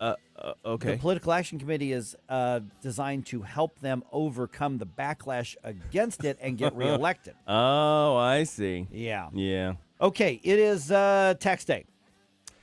Yay? No. That's not yay. No. No, definitely not yay. At 6:35, let's remind ourselves what the IRS is being used to do against you. And remember, that's who's taking our money today. Well, it's already taken our money with me and Rachel. So here, I've also got a question for you. So in about 1 hour, so I'll collect, what do you think? When you look at the typical average American right now, and I'll answer this question in 1 hour. Mm-hmm. How much does the average American pay in taxes in their life? Oh, just across in taxes. their entire lifetime. Just in taxes. Right. So you tell me what you think that is. I'm going to put that question up on Rumble right now. Maybe we can put that up on the other social media platforms as well. And at 7:20, I'm going to answer the question. Okay. I found a clip of a Chris Rock routine about taxes. Oh, okay. It's got a couple bleeps in it, but I may play it anyway at that time just to give us the mood Yes. as well. Put us in the mood to talk about freaking taxes. All right, but that's the question I'm going to ask you, because basically what we're talking about is what are the governmental fees that you have to pay just to live in the land of the free? Yeah, we're not just talking income taxes. No, This is all everything. Taxes. How much do you think that is? Average American. Let me know on social media, and then I'll answer it in about an hour or so. All right. A new political action committee has been set up specifically with one mission: help keep the squad members in office and help them win re-election. Yeah, well, they're going to need help, it seems like. Yeah, well, Cory Bush is. Some of the others, I think they're going to be fine. Okay. But you get this. The Protect the Squad campaign officially filed its political action committee paperwork last week, like Thursday. And their goal is to raise $100 million in an effort to support the members of Congress who are being targeted by the AIPAC organization, the American Israel Public Affairs Committee. So basically, AIPAC, which has gone after the most vocal anti-Semites around the country, particularly in Congress, they're raising money specifically to say, we got to push back against them. Because it turns out that being anti-Semitic may be a bad campaign strategy. Might be. I hope it still is in America. I hope so too. So literally, and I found this news article from it pretends to be a news site, but it's actually a PR site for leftists. One of those. But they say that they're a news site. But here's a soundbite that was sent out by this organization, and this from Cory Bush. Let me be clear. The collective punishment of Palestinians in Gaza is a war crime. And it's not only happening right before our eyes, it's happening with the support and the power of the United States government, and it is shameful. Yeah, so Cory Bush is telling us that we're shameful. She wants to lecture other people about being shameful. Yes, well, she definitely has a very clear-headed view of the historical and political situation going on, as well as the military situation, because she's a very intelligent woman, right? Oh. You okay over there? I'm sorry, the joke, it went too far. I'm sorry. Yeah. Okay, so here's the thing. AIPAC and other PACs are looking to spend about $100 million around the country on campaigns targeting the squad. That's Cory Bush, Ilhan Omar, Jamal Bowman, Representative Summer Lee from Pennsylvania. I'm not real familiar with Summer Lee. She's one of the quieter ones. Yeah, Rashida Tlaib as well. And so they're trying to raise, by the end of this month, their own $100 million. So we're looking at a $200 million effort between both sides over whether or not the most vocal anti-Semites should be reelected. Now, the latest polling, for whatever that's worth, and you know what I think of polling, but the latest polling shows Wesley Bell over 20 points ahead of Cory Bush. Really? Over 20 points. Wow. Okay. But it's April. Yes, it's still early. And my guess is this $100 million, a whole bunch of that's going to go to St. Louis. Yes, I think if you look at places like where Rashida Tlaib is from, and she's from the Death to America chantland. Exactly, she doesn't have anything to worry about. Her and Ilhan Omar, I think they're, because of the nature of their regions, they're pretty safe. So that fundraiser that's going towards them, that's immediately going to be funneled into St. Louis. Yeah, I imagine. So here's the thing, though. The fundraising for Cory Bush versus Wesley Bell, actually not that different. Bell is supported by the Democratic Majority for Israel PAC, and that has a narrow lead in fundraising, just about $5,000 more. But between the two, Wesley Bell is raising more money. So this is an equalizer, because remember, you may say, well, they're not going to win over the votes around here. Well, actually, they might. They're not targeting most people who are listening to this show right now. They're targeting the left on this. And so what they're going to do is try to paint Wesley, they're already saying it, a Republican plant, which is nonsense. Wesley's votes aren't going to be hardly any different than Cori Bush's. He's just not an insane anti-Semitic person. Right, exactly. So that's kind of where that's the only difference that we're going to get is we're going to have a less embarrassing leftist, right, as opposed to the crazy one we've got now. Yeah, exactly. And it was funny because this article that was sent out by Missouri News Service, it says all 5 squad Democrats have condemned Hamas's October 7th attack. No, they haven't. Yeah, did they? No, they have not. Actually, there's video of some of them running away from the question. Yeah. And getting mad about it too. So no, you're not gonna give them credit for that. Yeah. So that's what we're dealing with. That's what we're dealing with right now, is that the hard anti-Semitic left knows that they're in trouble right now. Yes. And the thing is, though, when you look at the next generation of voters, those 30 and under, those are the ones who are out there chanting the pro-Hamas things. River to the sea. Yeah. It literally has happened in our halls of government. Remember, that happened at the St. Louis County government meeting, the county council meeting, where the protesters, just over the weekend, there was another group of the pro-Palestinian, pro-Hamas people who were out deciding they were going to shut down roads and streets and stuff like that. Wasn't as big as before, and I think some of them actually got arrested as well, which is good. That's nice. But the harder the left goes, the more they're embracing the anti-Semitism. We on the right need to be continuing to weed the anti-Semites out of our camps. Yeah, even what few there are, we need to make sure that they have zero voice. And there are still some. I mean, and some of the bigger names are warming up to the anti-Semitism, and some of the pundits. I mean, that's actually part of the reason Candace Owens was let go from the Daily Wire was, her anti-Israeli, her, in fact, social media, you could easily argue her anti-Semitic statements herself. Bit of a blood libel there. She was kind of lodging at people. So, right. Yeah. Everybody has a right to be mad at her about that. Yeah. She put herself in that position once again. I'm not sure everybody knows about it either. No, because if you follow the Daily Wire, and it was interesting because, Ben Shapiro and her, let's have a debate over Israel. And I'm thinking, Candace Owens, you really want to pick that fight? I'm not sure that's a fight you want to. That's not a good. You traffic in sound bites and owning the libs, and Ben Shapiro's a really smart guy who's going to run circles around you. But you want to do that, have at it. I mean, I'll get the popcorn, because that's not going to be much of a contest. If it's an actual intellectual contest, that is not going to be much between those two. No. Well, of course, Ben's pretty much coming from the right position also. Correct, so yeah. it's always going to be tough for somebody to argue against the right position. Yeah. Yep. All right. Well, it's tax day. Ugh. Yeah. So David Williams, Taxpayer Protection Alliance, he says, what we should do? We're going to talk about this here in a second, right around 6:34. Let's remember what the IRS does and who they target, and they're the ones taking your money.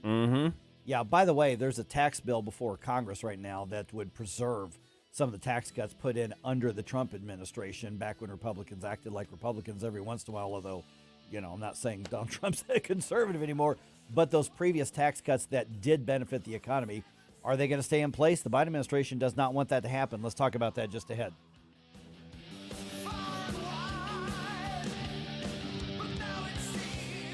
Follow us on Rumble at News Talk STL. Get up. It's Mike Ferguson in the morning. Hey, it's Katie, reminding you to subscribe to our show podcast so you never miss anything that happens here at News Talk STL. Get our podcasts every day on the show pages at newstalkstl.com, or just subscribe to your favorite shows on Spotify, Apple, Google, Amazon, or anywhere else you get your podcasts. From the Michaels Flooring Outlet Weather Center. Happy Monday. I'm First Alert meteorologist Leah Hill. We're looking at another warm afternoon with building cloud cover. Temperatures anywhere from the mid to upper 80s, a light wind, but can't rule out an isolated stronger storm or two later this afternoon as a warm front lifts to the north. And the primary timing for seeing any stronger storms between about 4 and 10 p.m. If a storm turns strong or severe, tracking a wind and a hail threat. That's your First Alert forecast. I'm meteorologist Leah Hill. A combat veteran with 2 bronze medals, a father of 4, and a constitutional conservative powerhouse. Come and hear Attorney General Andrew Bailey up close and in person. Picture this, the crowd's buzzing, vibes electric, as he steps up to bat on Thursday, May 2nd at 7 p.m. He hit a home run with removing a failed circuit attorney and continues to fight for law and order like no other. Put May 2nd on your calendar now and go to stlouisrepublicans.com for details. Paid for by St. Louis City Republican PAC. Curtis Farber, Treasurer. Mike Ferguson here. Retirement should be a time you can relax. No more stress from work. But there's one thing you can't forget about when retiring. That's your money. Do you have enough saved to fund your income for life and keep up with inflation? How will you claim your Social Security benefits? And what about long-term care? The ClearPath Wealth Management Group at Stifel is here to help answer all of these questions. You can hear their latest views on the markets and investing during On the Money, hosted by Stifel financial advisors Bob Stockdale and Eric Robert, every Saturday morning at 9, right here on News Talk STL. They can help you get organized, guide you through critical retirement decisions, and create an investment portfolio designed around your needs. To schedule your free retirement plan consultation, go to clearpathinvesting.com. That's clearpathinvesting.com, or call 636-695-2650, 636-695-2650. Stifel Nicholas and Company Incorporated, member SIPC and NYSE. The Vic Porcelli Show. Why is George Soros buying so many radio stations? Well, we'll talk to the Soros Agenda author, Dr. Rachel Ehrenfeld, about that Monday at 10:05. Weekday mornings at 9 on News Talk STL. And then the media. 1019 and 94.1. They lying about what's going on in America. They lying about it. News Talk STL. Hi, it's Vic Porcelli. And Ken. Hi, Ken. Hey, Vic. Ken and I are on every Monday through Friday, 9 to 11, right here on News Talk STL. Right now, you're listening to Mike Ferguson in the morning on 1019 and 94.1 News Talk STL. Whoosh, my morning people.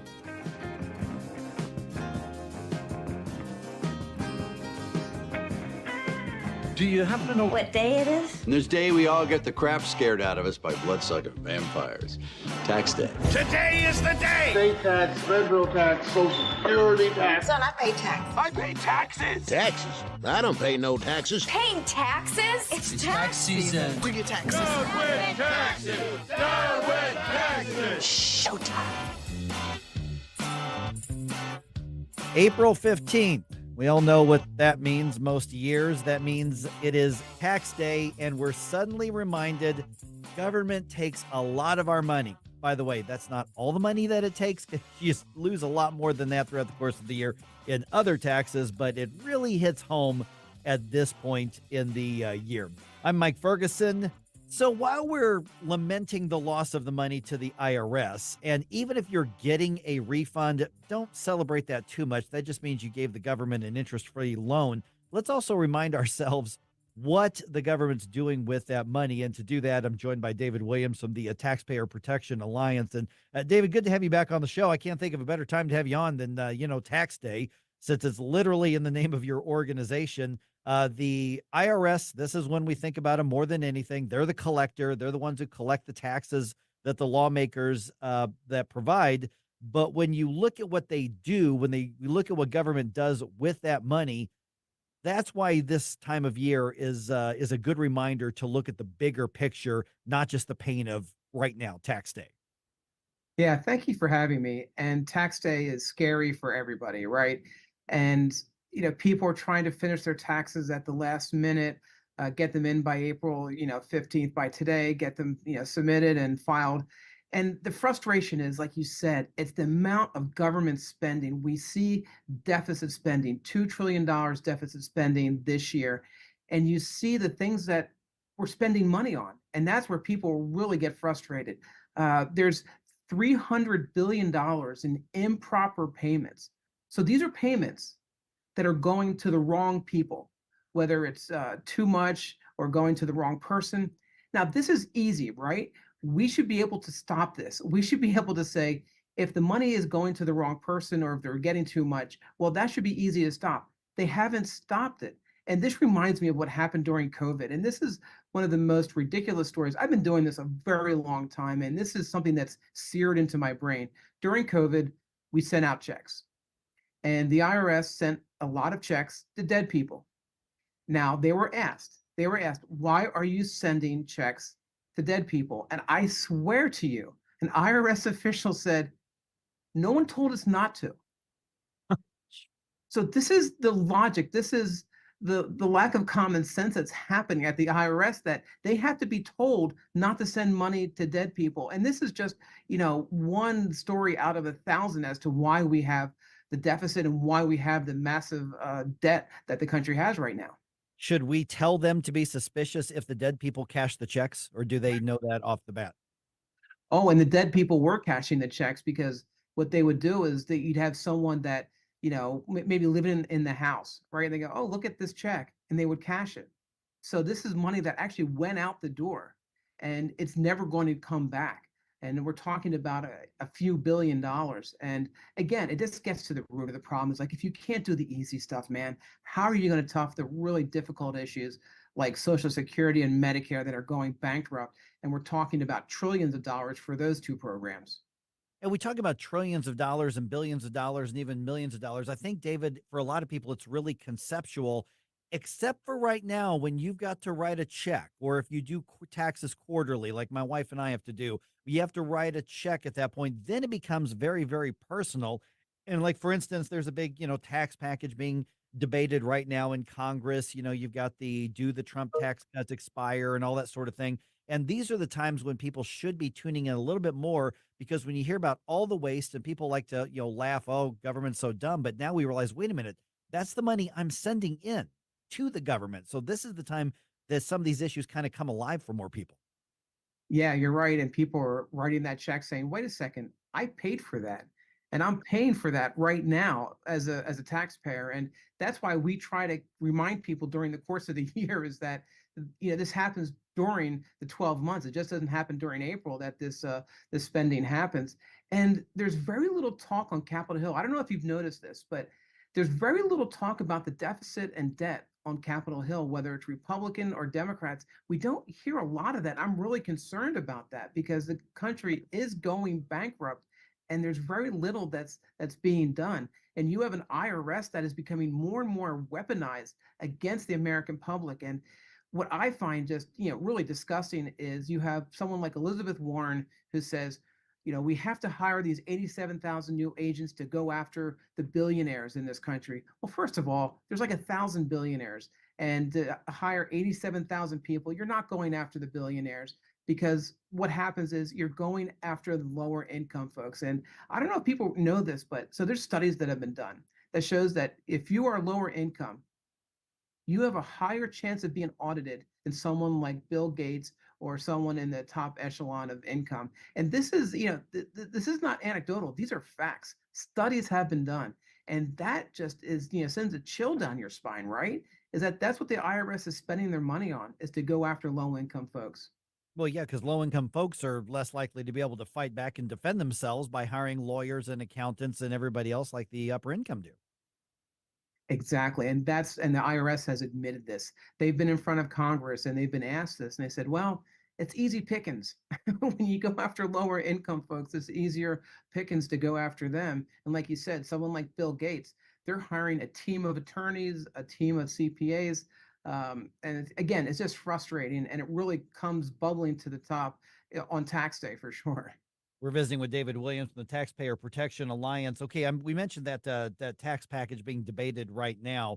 In the bottom line, if what's being debated right now were to go into fruition, or at least the status of it as it stands right now, is this good or bad for us? I mean, are we at risk of having our actual taxes going up, or are we trying to hold the line, or is there a possibility that we could start paying less in taxes? Because believe me, I said a lot of words in my living room with my wife that I can't say on the radio when we got the results of our tax preparation.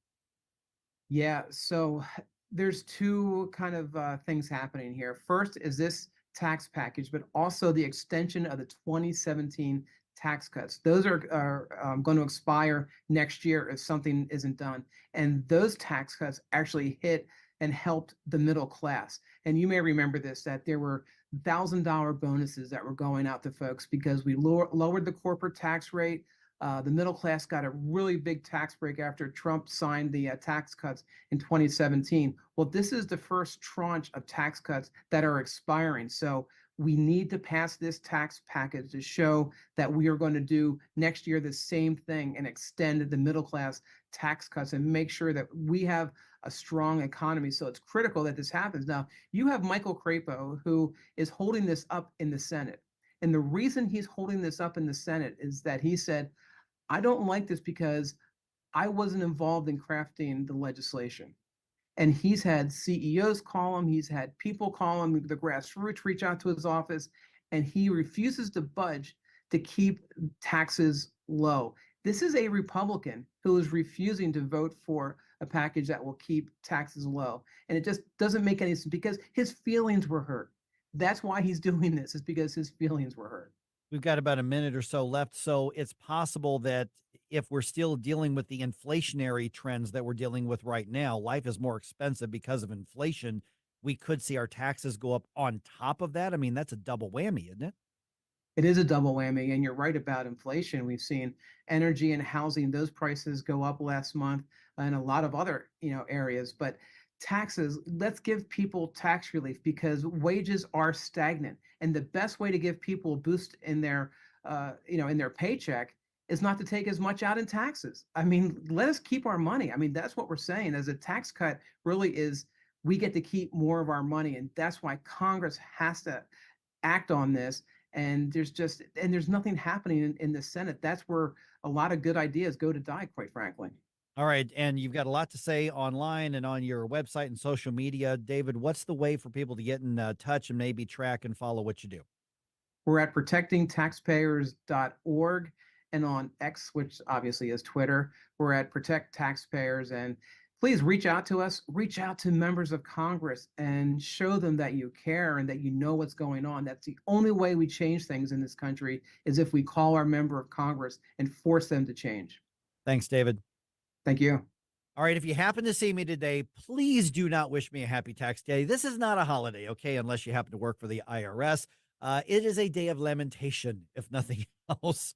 Listen, I'm just saying that outside of income taxes, what I'm saying is that it's not a controversial statement to say that most people, even those in the low income, lose 30, 40. Most of us lose 40, 50, 60% of our income through taxes to some degree. Maybe not income taxes, property taxes, sales taxes, additional costs built in because of taxes and everything from your housing to your products that you buy to your business. The government takes so much at all levels. There's no excuse to raise taxes. There is no excuse to increase spending. There's just none at this point. We're basically living at the permission of the government, and much of that is through the tax code where you can't actually see the regulation. You just pay the price. 314-912-1019. Let's talk about it here on 1019 and 94.1 News Talk STL, number one for live and local conservative talk in St. Louis.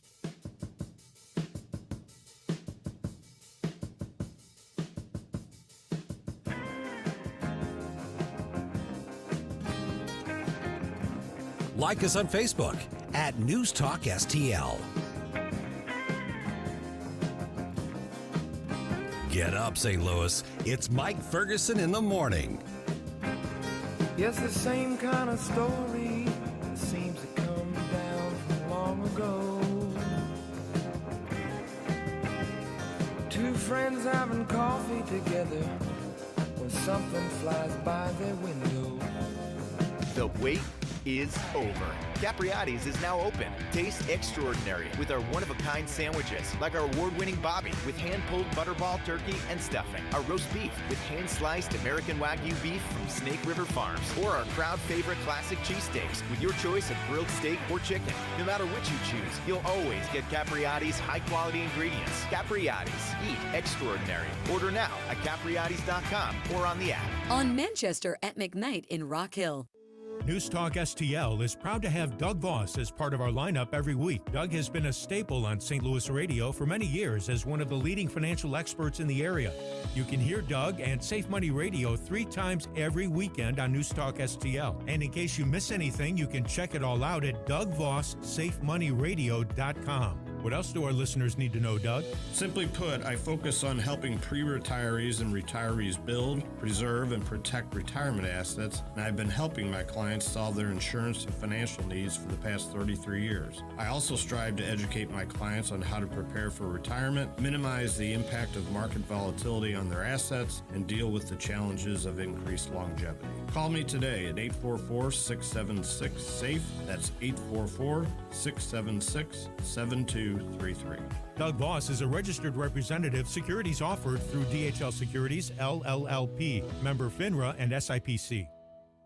This hour of Mike Ferguson in the Morning is brought to you by Stifel. Request a portfolio review from your Stifel financial advisor at stifel.com. That's STIFEL.com.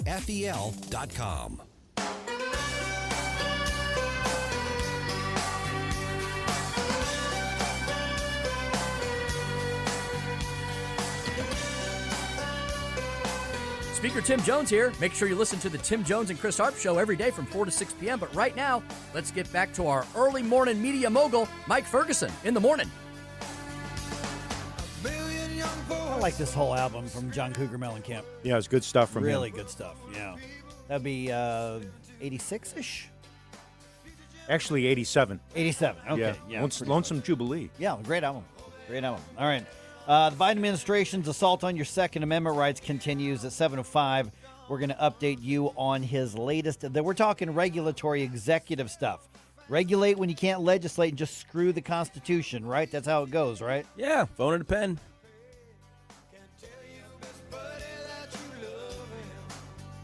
The Morning News Dump. Are you joking? Is this a joke? Listen, folks. The Morning News Dump. All right, Iran attacks Israel over the weekend. A local school superintendent is leaving. School board says she's awesome. She's going to be missed. Hundreds of parents in the district and the attorney general disagree. Oh. Yeah, one of those. Yeah. And the Battle Hawks grill up some Brahmas in Texas. That's the best I could come up with this. That was fun.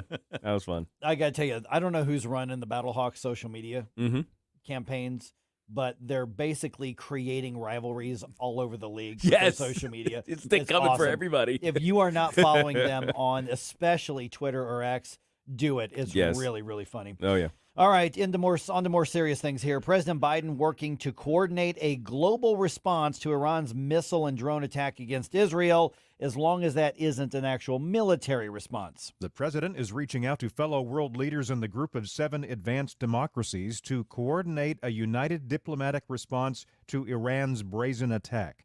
American forces helped defend Israel from incoming missiles and drones, but the White House has made clear it would not participate in any offensive action against Iran. National Security spokesman John Kirby told NBC the U.S. is not looking for escalation and doesn't seek a war with Iran. Greg Clugston, Washington. Okay, so let me get your take on this here. So what we have here is the Biden administration says we're angry about this. Yeah. We're going to have a meeting. Yeah. But by gosh, listen, we just don't want to fight. But we're going to have a meeting and you're going to be held accountable, but we're just understand we're not actually going to head back. Stop attacking my friends. Let's all just sit down and have a beer about it. Exactly. Yeah. So what we have right here, first of all, the underlying cause of this is Iran being an Islamic terrorism supporting country that is openly funding their proxies and directly funding attacks on Israel because they hate Israel, because they hate Judaism. Yeah, and not only that, but putting their uniformed individuals, officials of theirs into the fray as well. So, I mean, I think the president, of Israel called it a declaration of war. He called it a declaration of war. Those are his words. That's huge. That is massive. But he says all options are on the table. And immediately the UN goes, we need restraint, warning Israel that retaliating could be a violation of international law. Israel basically is going to do what they have to do, and the United States should support it, but I don't know that this administration will. Yeah. Okay, get this. Wentzville's public school superintendent is making a hasty exit. Okay. This is interesting. All right. Okay, so she's not officially leaving her job yet, but she's going to be retiring at the end of the school year. So late last week, like literally like towards the end of the work week, there was an announcement sent out by email. Daniela Tormala announced that she's going on sabbatical for the rest of the school year, effective immediately. Oh, wow. And then will retire. Well, you know, when you're on sabbatical, you get paid. Yeah, exactly. And in theory, your sabbatical is to do something to improve your job performance or value at work. Yeah. This is one of those, hey, burn off the vacation day sort of situations. Yes, exactly. Yeah. So keep in mind that many parents in the district have been pushing back against not just her administrative style, but they've been, now, first of all, they've accused her of a lot of stuff.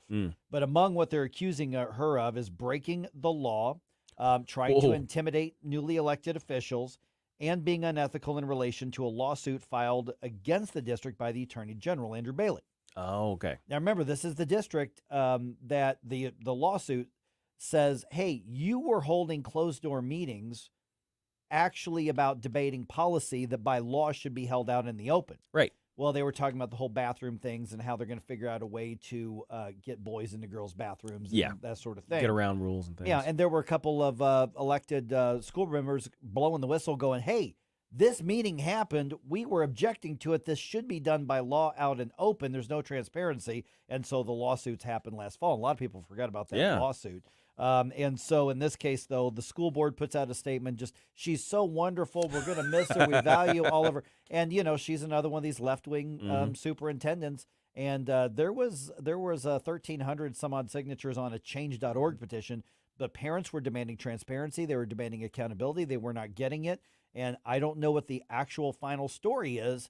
Maybe we can get somebody on this week to give us some more depth on it. But she's out, and they're giving her away to save face. I hope we get someone on to discuss it, because my first thought was when I heard about it is she's trying to get her legal ducks in a row. Yep. And I don't know where this is going to progress to, but definitely we're going to see legal issues come up. Oh, I think so. Yeah, that hasty exit suggests exactly that still, I think. Yeah.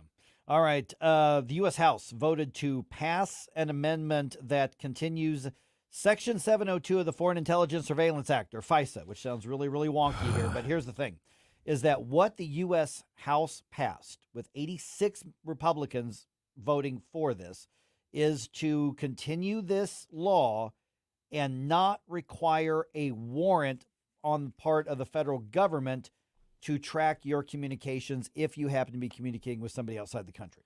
That sounds very non-conservative to me of a vote. Right. My goodness. Senator Rand Paul was on Sunday Morning Futures on Fox, had some thoughts on this. Americans shouldn't be spied on by their own government.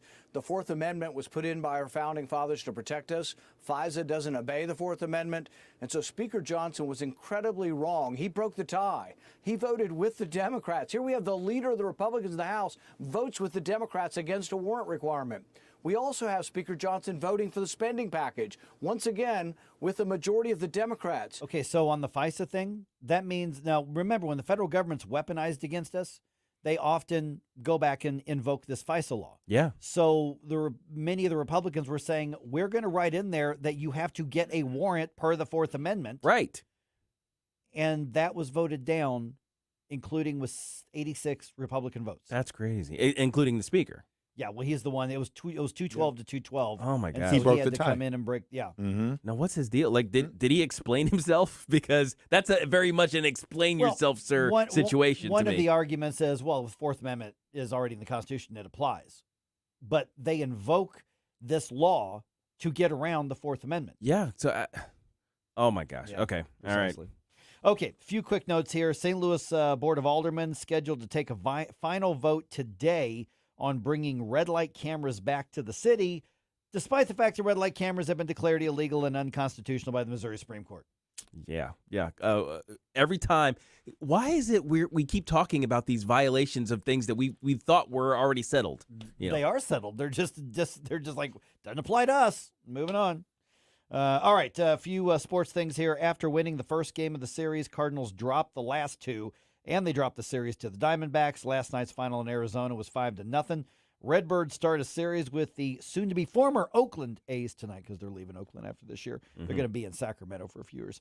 First pitch is at 8:40. This one is on Bally Sports. I play baseball. I'm not an expert on baseball, but I know you usually don't win games when you score 0 runs. Battlehawks get their first road win of the year, improving to 2-1 and going to first place in the division, beating the San Antonio Brahmas 31-24. A.J. McCarron ran for 1 touchdown, threw for another touchdown. You know what I say about that? No!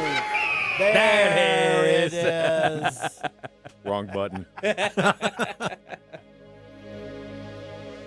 When it's important to you, I follow the news pretty much throughout the day. it's on News Talk STL. That case is a scam, it's a sham, and it's a hoax. This is so infuriating, I don't even know what to do. Shame on you, Joe Biden! Does the president have dementia? That is an incredibly offensive question to ask. News, analysis, opinion. This is where we've gone to la-la land. This is why we've got to have a new leader in the White House. Number 1 for live and local conservative talk. 101.9 and 94.1 News Talk STL. Kickstart your spring with Spring into Green savings on a John Deere compact tractor at Seidenstricker Nobe Partners. For a limited time, we have 0% financing for 84 months with 0 down on select models. Plus, when you purchase an in-stock model year 23 compact tractor, you'll save up to an additional $2,500. Take home the tractor of your dreams today. Visit snpartners.com for more information. Offer valid through 4/26/2024. Some restrictions apply. See dealer for details. Jewels on Hampton and St. Louis Hills is paying some of the highest prices on gold, silver, diamonds, semi-precious colored stones, coins, flatware, and fine watches on site. Jewels on Hampton is a premier jeweler featuring Alvanza's jewel art designs with an exquisite selection of diamonds, semi-precious stone jewelry, and vintage watches. Their expert design team can restyle your jewelry to today's contemporary style. They also do jewelry and watch repair. Need extra cash? Jewels on Hampton is paying some of the highest prices on gold, silver, diamonds, semi-precious colored stones, coins, flatware, and fine watches. Bring in your collectibles and clocks and sports memorabilia and figurines too. Jewels on Hampton, 4506 Hampton, just 3 blocks south of Chippewa, and jewelsonhampton.com. Call them at 314-752-5000, 314-752-5000, and jewelsonhampton.com. Jewels on Hampton. KLGY HD3 Clayton, K270BW Bellefonte, KNBS Bowling Green. This is News Talk STL at 101.9, 94.1, and always streaming at newstalkstl.com. News this hour from townhall.com. I'm Rich Thomason. Israel's war cabinet mulling a response to Iran's massive missile and drone attack over the weekend. Most of the hundreds of drones and missiles were shot from the sky by Israel and its international partners, including the U.S.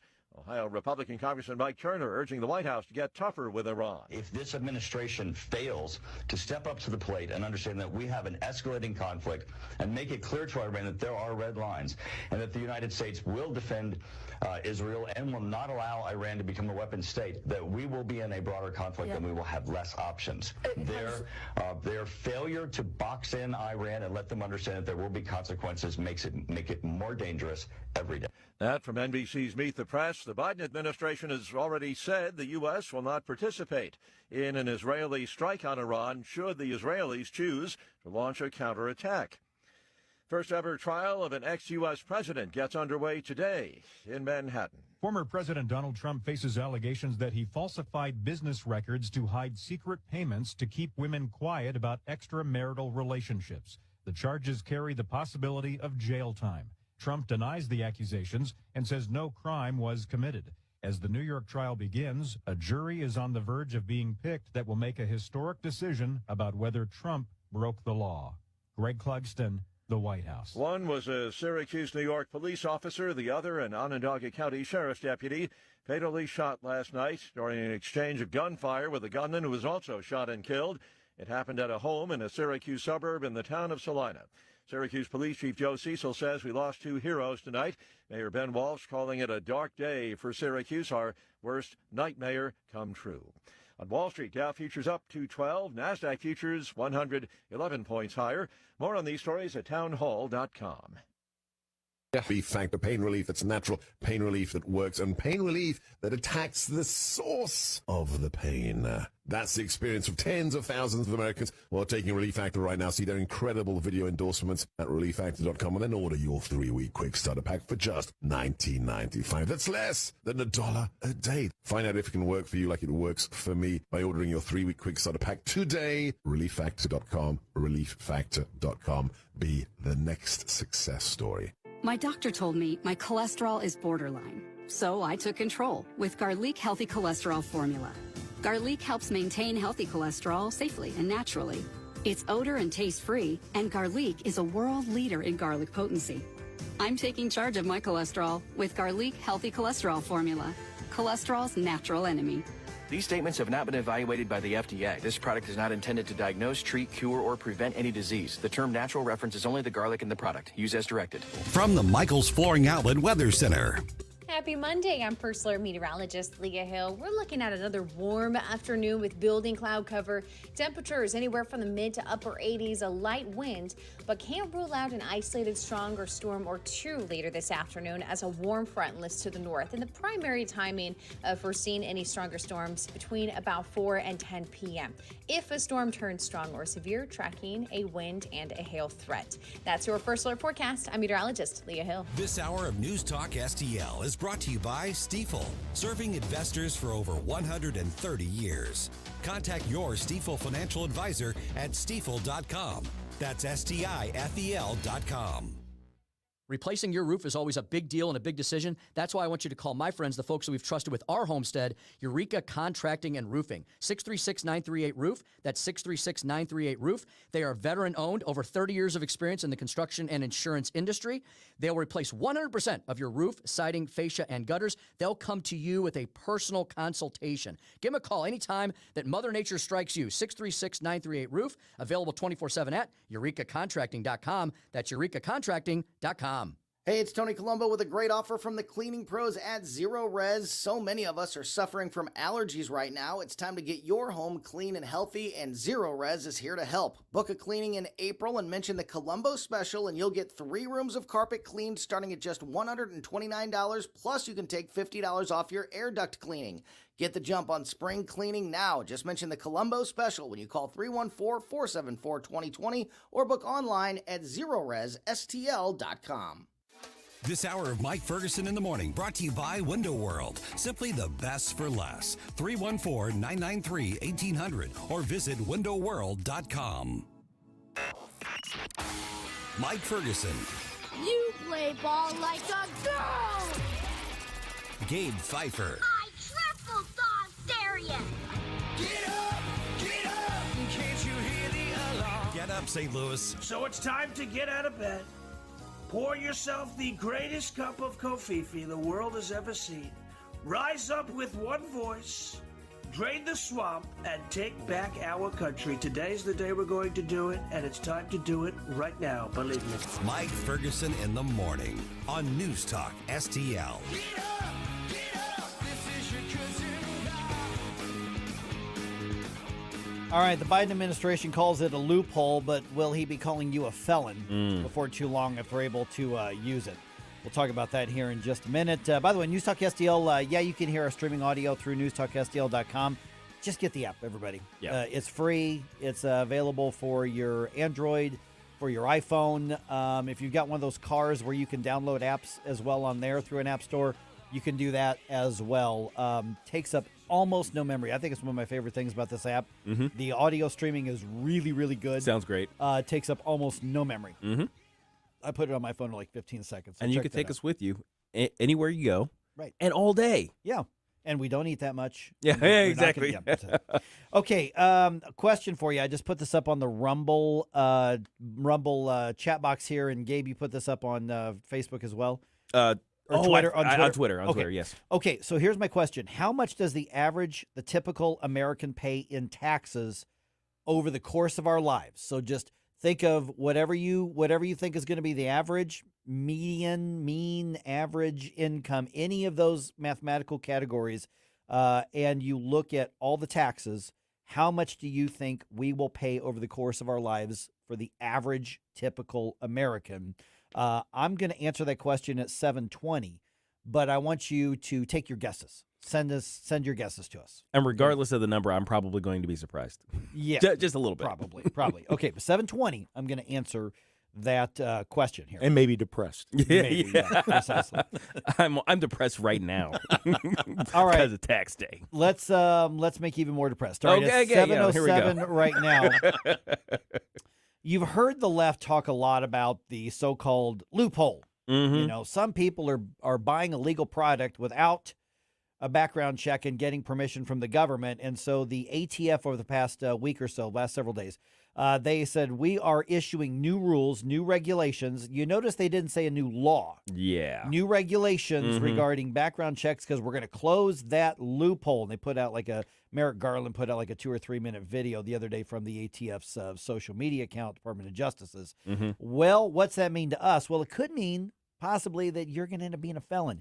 Chris Dorr is with the American Firearms Association, joins us right now. Chris, good to talk to you again, man. Okay, so let's talk about the what here. So the ATF issues new regulations. Like I said, we're not talking about a law. We're talking about we're just issuing new rules, and if you break them, you're going to suffer the consequences as though you broke an actual law. Am I even close on that? Yeah, that's what they're trying to do here. And when it comes to loopholes, the biggest loophole that they are exploiting this time, I'm talking about the ATF, is the Bipartisan Safer Communities Act that was passed in 2022 with 15 Republican U.S. senators, 13 Republican House members. That bill is what the loophole that they are redefining these rules for. And so this rule change is taking advantage of a lack of definition from that Republican supported bill. And what they're doing here now is they are replacing engaged in the business. They're redefining what a firearms dealer is. They're replacing engaged in the business, which used to include both livelihood and profit. Now they're replacing that strictly with intent to obtain pecuniary gain. Now, I don't know of a single gun owner in America who has ever purchased a firearm and thought to themselves, you know what, if I ever have to sell this thing, I hope I don't have to pay, don't make any more money than I actually paid for it. A lot of people invest in firearms so they can sell them for more later on. Now, the first thing you could know about that is a no-knock raid at your front door at 6 o'clock in the morning. Oh my gosh. Morning, Gabe Pfeiffer here. So essentially what this thing is intending to do is to outlaw private sales. Is that right? Yeah, that's it. And you know, you're not gonna know about it if you go to a gun show now, and you see, if you've been to a gun show, you see a lot of these people. They walk around with a firearm slung over their shoulder with a wooden dowel in it that has a price tag attached to it. The ATF agent who's there undercover is not going to come up to you and say, hey, you know, we claim that there's a carve out for personally owned firearms, but you know, could you just explain to me what you're doing? No, they're not going to do that. They're going to do what they did to that Brian Malinowski guy, the executive of the Little Rock, Arkansas airport. He bought and sold 125 firearms over the course of about 3 years. And they didn't come to him or go to his lawyers and say, hey, we're opening up an investigation into you.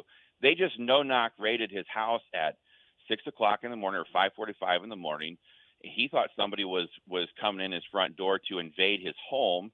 And so he started protecting his family like millions of Americans own firearms to do. And they shot him, and he's dead. And he wasn't just a thug or a gangbanger. The guy was the chief executive of the Little Rock, Arkansas airport. This is the direction we're trending here. We're visiting with Chris Dorr from the American Firearms Association. Okay, so let me talk about how is this going to, or how could this affect all of us? For instance, when my dad died, I inherited one gun from him. I mean, I already owned my own guns. But like, for instance, my rifle was given to me when I was a kid. So if I were to sell these, you know, I don't need them, I'm going to get something else, and I decide I'm going to sell them. Well, that's whatever I sell them for is 100% profit because I inherited one and I was given the other as a gift. So does that mean under this law, if I don't go do the federal government's background check and become a pseudo dealer, or is it just the fact that I would sell it at all? Would that make me a felon under these regulations if they were the stand because I made $1? So there's two different standards here. There's One is the statements they are including with this rule change, and they say that there is a carve-out for personally owned firearms and firearms collections. However, if you read the rule itself, the definition says that they've replaced livelihood and profit now to where it's exclusively the intent to obtain pecuniary gain. Now, it's important to understand this too. You won't be able to just go into court and have your defense team demonstrate to the court that you didn't obtain pecuniary gain or financial gain. Your lawyers will have to disprove the federal government's claim that you intended to obtain pecuniary gain. So there is no surety. This is going to be litigated, obviously, from one side to the other. But I have no confidence right now that somebody can legally and clearly do that. Well, they can legally do it because this is not a law. But can you do that without repercussions from your local friendly ATF windbreaker guy? I don't know.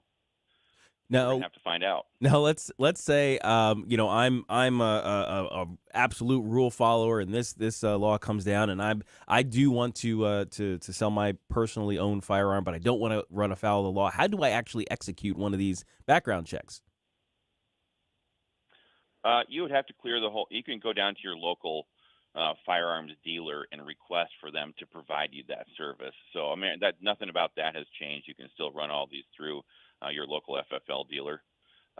But if you don't, that's when you could be in hot water. And let's just be honest, the background check system has never stopped a single killer. You can think of the Charleston shooter, the Aurora, the Naval Shipyard in 2013, Parkland, the Vegas shooter, the Nashville church killer, both Fort Hoods. All these people pass their background checks. So the question is, if the background check system doesn't ever stop a killer, what's the point of it in the first place? Well, it's because they want to track, trace, and register gun owners like we are sex offenders, and every transaction that gets run through the background check system gets cataloged, data logged, and kept in perpetuity.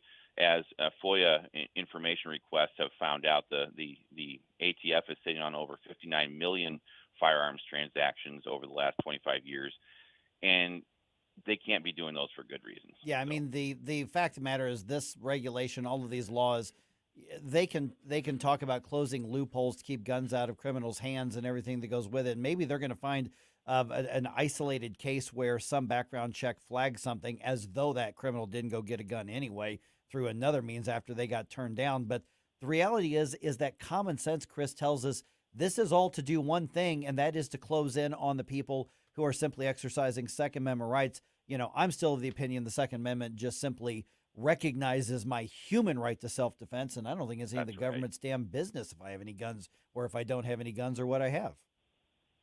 Yes, that's important. A good point there.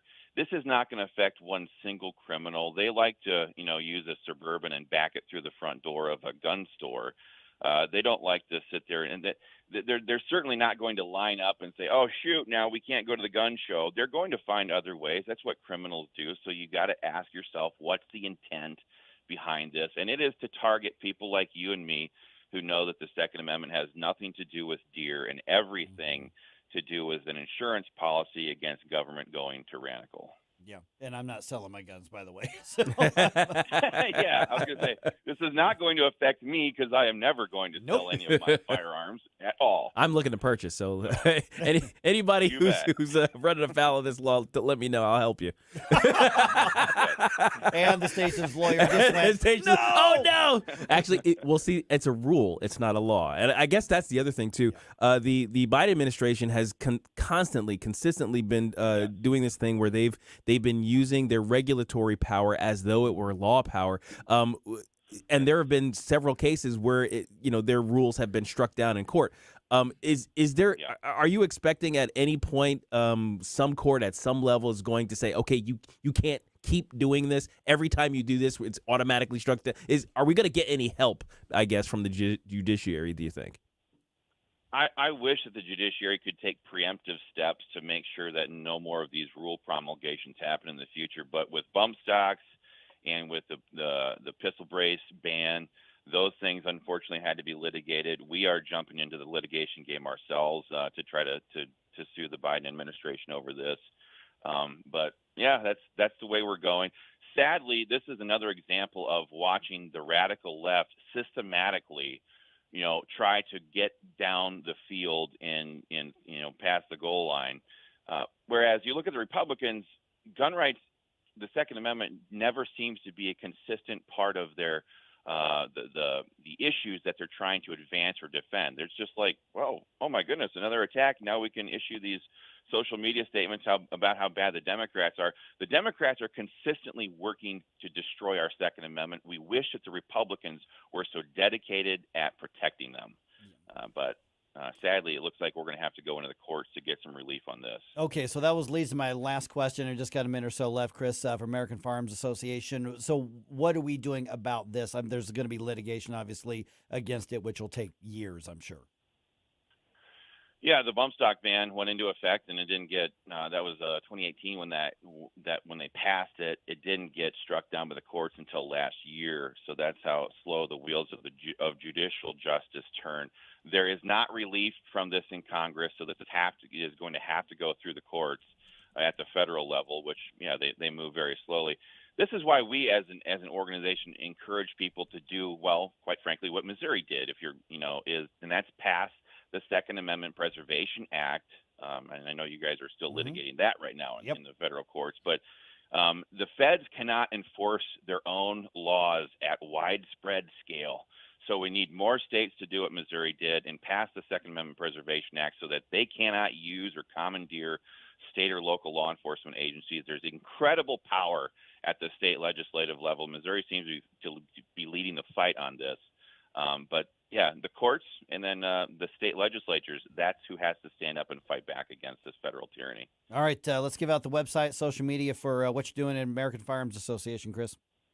Yeah, we'd love to have you. You guys can go check out joinafa.org to sign up and become a member. Check us out for more information. All right, Chris Dorr, American Firearms Association. Thanks again, my friend. Thanks, Chris.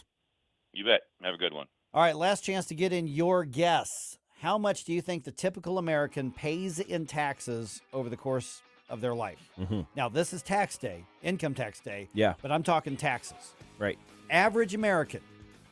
Now, if you're thinking, man, I don't know, I make 75, 80, 100, 150,000 a year, you're not average. Right. The average American, lower middle income American, over the course of their life. And all taxes. Yeah. How much do you pay in taxes? What's your guess? Let me know what your guess is on social media. I'm about to answer the question at around 7:22.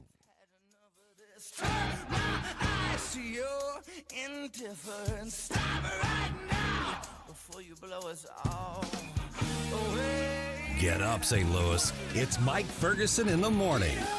Get up, can't you hear the alarm? Get up, get up. Tim Jones and Chris Arps in the afternoon. What new chaos and crises did Joe Biden start over the weekend? We'll discuss at 4:25 with former U.S. Senator Jim Talent. Red State Headlines at 5:25 with Susie Moore. Tim Jones and Chris Arps. Weekdays at 4 on News Talk STL. Report cards are a good way to show how well your kids are doing in class and where they might need improvement. We at the Show Me Institute believe schools should get grades too, so parents can see how their child's school compares to others. That's why we came up with the Missouri School Rankings Project. Click on the website moschoolrankings.org and it's all there. Rankings and letter grades for all the schools in Missouri. The rankings are based on categories such as student performance in English language arts and math, ACT scores, and graduation rates. Then we take the rankings and come up with a grade point average, just like your child has. Each school and district has a grade, and the website is easy to use. And now we've added spending data for every district, so parents, taxpayers, and policymakers can see where the money is going. Don't you want to know how your child's school stacks up? Learn more at showmeinstitute.org. The Show Me Minute has been brought to you by Show Me Institute and Show Me Opportunity. We've been here 30 years. 30 Christmases in this house, and we have the traditions that most families have. That's Terry talking about her experience with Rhino Shield ceramic coating. We did Rhino Shield 14 years ago, and the house still looks the same as the first day. Rhino Shield really worked with me to help me get just the right nice soft yellow, and it's 14 years later, and it's the same color. The main reason Terry called Rhino Shield is because it's backed by its 25-year transferable warranty. It just sounded wonderful that we could have the house coated with Rhino Shield and not have to worry about it again for 25 years. Take it from Terry. Give Rhino Shield a call now for a free evaluation. 877-25-RHINO. 877-25-RHINO. Or visit 877-25rhino.com. There have been neighbors that have come by and said, "Did you just have your house painted?" Because they wanted to know who the contractor was. And I said, "No, it's actually Rhino Shield." 877-25rhino.com. News, analysis, opinion. It almost seems common sense, but, alas, common sense isn't so common these days. News Talk STL. Hello, morning people. Tony Colombo and Katie Fitzpatrick here. Thanks for listening to Mike Ferguson in the morning here on News Talk STL. And don't forget to join us today at 2 for Colombo and Katie. See you then.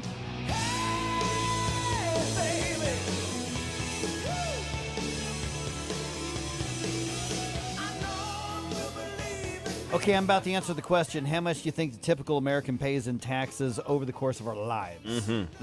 I'm imagining it's a big number. Okay, so I've got a couple guesses that came in on Rumble. Do we have any others on any of the other platforms there? I haven't seen any on the others. So I'm going to ask around the room here.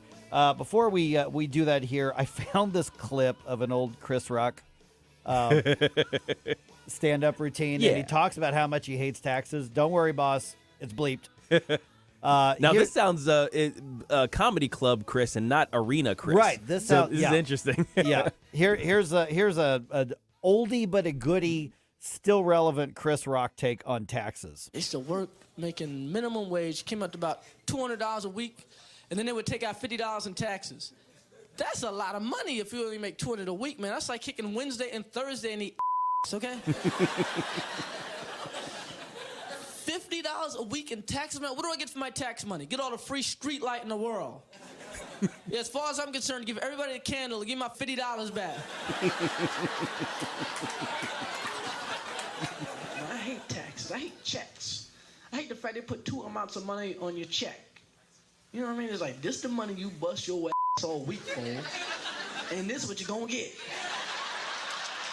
He's not wrong. He's not wrong. I'm just saying he's not wrong. I love those moments on social media of the kids with their first real job check. And they're like, who the heck is FICA? That's He's right. taking all of my money. Okay, so I asked the question here. Let me scroll up, make sure I'm not missing any guesses here. Okay, so I asked the question, how much do you think the typical American pays in taxes through the course of your life? Yeah. So I assumed, and I just, right. Average person is going to make maybe $1 million total over their entire lives. They're paying at least a quarter of that off the bat in taxes, but then all the money that they spend the rest of that tax, money on, houses, cars, food, clothes, gas, all of those things are getting taxed along the way. So I'm thinking like $500,000 over the course of their life. Okay. That's my guess. What's your guess? I'm not great at math, but I figured if you start your career at 25 to 30 grand, you finish up maybe at 75, 80 grand for a normal person. Okay, you're averaging 50 grand and you're working, let's say, 50 years. Do the math for all of that and try to figure out the taxes. I came up with somewhere around 650 or 700,000. I'll go high and say 700,000. Okay. Ed on Rumble says $400,000 to $500,000 on average, which is what we're looking for. He says higher in certain states, which is absolutely true. Let's see here. Jay Monty says 850,000. Let me see. See if there's a last minute. Laura says 2 million. Okay. Okay. So I won't give my guess because I saw the story last week on this. So when you look at all the taxes, and this is the current estimate, just your part of paying the government for the ability to be living in America. Oh, this is going to hurt. $525,000 in taxes over the course of the average American's life. There it is. There it is. $500,000 every single American is charged, and this is all the taxes put together, and this number is only going to go up, by the way. Oh gosh, yes. So every time you're like, oh, I want to support the library, I'm pay for that tax. It's only a few cents, and then everything that rolls onto that, every time you increase the sales tax, every time you do the income. I mean, so on average in this country, now this includes the high income New York City and Los Angeles and the next to nothing middle of Nebraska. So everything across the board. We've got 330 million actual Americans in this country, plus whatever illegal immigrants we have. 330 million Americans are going to pay on average $500,000, $525,000 in taxes over the course of their life. So that's what you're charged just for living in America. By the way, that's those of us who are actually paying taxes. Yes. Because there is a large portion of I think people would be surprised at the number of people who pay zero in taxes or even come out ahead in the tax game. Ed just made a great response. He says, and the USA is still trillions in debt. Yeah. The heck. That's a great take. Ed. Yeah. That's a great take. Because we can't stop spending. Right. And I have a hot take. All right. I look, this is my unpopular opinion. A lot of people don't like this idea. I think we should end withholding. Withholding should go away. You should have to write a check to the government every month. All of us should have to write a check to the government every month. Now, people hear that and they think, oh my gosh, that sounds horrific. Oh, I don't want to have to do. It's like having a tax day every month. Right. It's like, oh my gosh, it's something else I have to think about. It would be a tax day every month. It would be a tax day every month. You'd actually have to put money away every month to make sure you have enough socked away so that you have the taxes to pay. But that's the thing. You're doing that now, but the way they're doing it to you is hidden. It's one thing if they say, okay, here is the mortgage payment for your home. Every month you get a bill in the mail, you see the breakdown, and you have to write a check, and you feel it every single time. You budget for it. It's part of your daily living, and you understand it because you made the decision. You signed papers specifically to do that. Same thing with your car. Same thing with your electric bill. Same thing with your phone bill. You make choices. Those choices have consequences, and you pay it every month, and you make sure to do it. Because the way we vote once a year. For sometimes once every 4 years for most people. They don't actually go out to any other things, and they authorize all of these payments, and then you never really see the consequence. Not really, not in the same sense as you do with every other purchase you make. Okay, let me keep these real raw numbers. Let's say you make $1,000 a week. Okay, what are you taking home?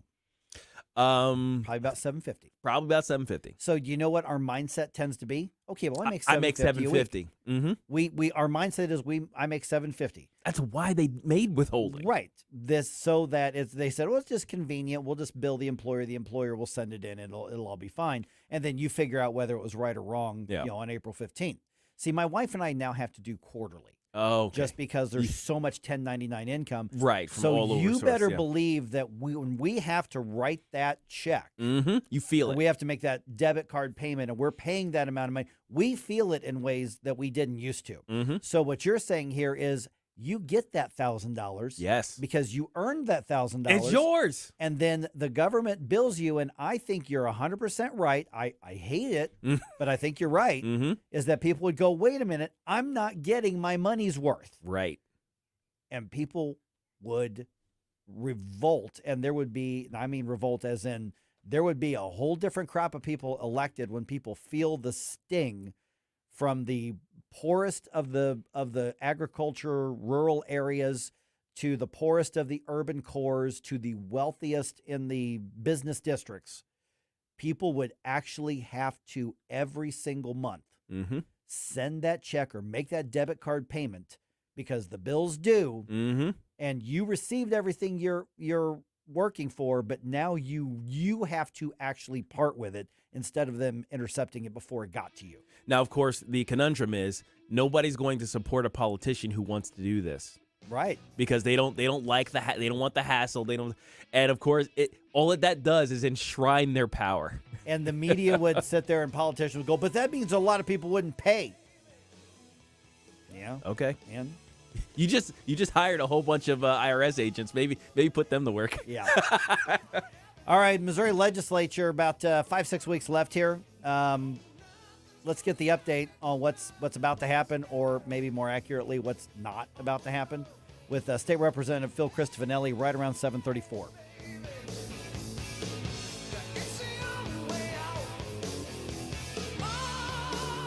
This is News Talk STL at 1019, 94.1, 99.1 HD3 and newstalkstl.com.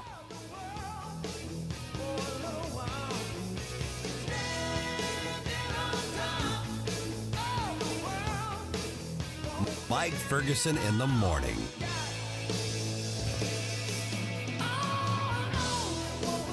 From the Michaels Flooring Outlet Weather Center. Happy Monday. I'm First Alert Meteorologist Leah Hill. We're looking at another warm afternoon with building cloud cover. Temperatures anywhere from the mid to upper 80s, a light wind, but can't rule out an isolated stronger storm or two later this afternoon as a warm front lifts to the north. And the primary timing for seeing any stronger storms between about 4 and 10 p.m. If a storm turns strong or severe, tracking a wind and a hail threat. That's your First Alert forecast. I'm meteorologist Leah Hill. Springtime in St. Louis means one thing. That's right. Golf is back, baby. Whether you're a beginner or a scratch golfer, you're sure to enjoy your golf experience at Sugar Creek Golf Course. Sugar Creek is a scenic and challenging course and well suited to golfers of all abilities. Located in High Ridge, just 10 minutes from 270 and Gravois. At Sugar Creek Golf Course, our courteous and professional staff has one goal: to make sure your golf experience is enjoyable. To book your tee time or to learn more about the special event and banquet facilities, simply visit sugarcreekgolfcourse.com. This is Larry Connor's commentary on News Talk STL. Ready for a pop quiz? This should be an easy answer for you. Is there a difference between men and women, boys and girls? That wasn't so hard, was it? But it is hard for members of the Biden administration. The Education Secretary, Cardona, was asked, are men and women physically different? And he said, well, I see where you're going with this. I'd love to talk to you about how we can work together to support students. Again, the questioner said, do you agree biological women are different from biological men physically? Simple answer for an educator. He had no answer. Do you remember when Ketanji Brown Jackson was up for Senate confirmation for the Supreme Court? Senator Blackburn asked her to define woman, and she couldn't, stating basically, science says there is no simple answer. No simple answer between male and female. That wasn't a pop quiz for them. They knew it was coming. You know, any kid growing up on a farm clearly knows there are male and female animals. They know this. They see it, and they understand it. I think we need to send the Biden personnel out to the farm, the funny farm. Get more Larry Connors on Larry Connors USA. Tonight at 6 on News Talk STL. Pigeons, they are everywhere, and they're very good at dive bombing freshly washed cars. Wellington Environmental reminds you those droppings are more than a nuisance. They can be a major health issue, especially massive droppings on buildings or in parking garages. So who do you call to safely clean it up? You do what many hospitals, universities, public buildings already do. You call Wellington Environmental. Wellington Environmental has been dealing with all kinds of hazards for 35 years. Special people, special skills, special equipment. Wellington gets it done. So to avoid health issues ranging from pigeon droppings to mold to chemical leaks, contact Wellington. 314-644-4930. 644-4930. WellingtonSTL.com. Wellington Environmental. Your world cleaner, better, safer. Be well with Wellington. Stand and Fight with Nick Schroer. Hey everyone, this is Nick Schroer from Stand and Fight every Sunday 8 to 10 p.m. If you need tree removal, storm damage, repairs to trees, tree trimming, pruning, if your bushes are out of control, call River City Tree Service. Free quotes right now, 314-270-8071, 314-270-8071. Professional tree services performed by ISA-certified arborists. Request your free quote at rivercitytreeservice.com.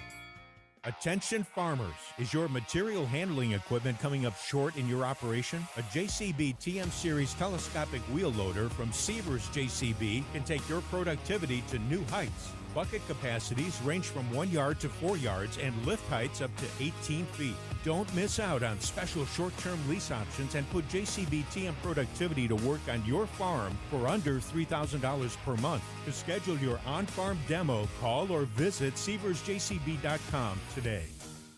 Free speech is alive and well in America. So what's going on? Right here. To me, this looks like the run-up to World War II. News Talk STL. They're playing with fire. Democrats are destroying the country. News, analysis, opinion.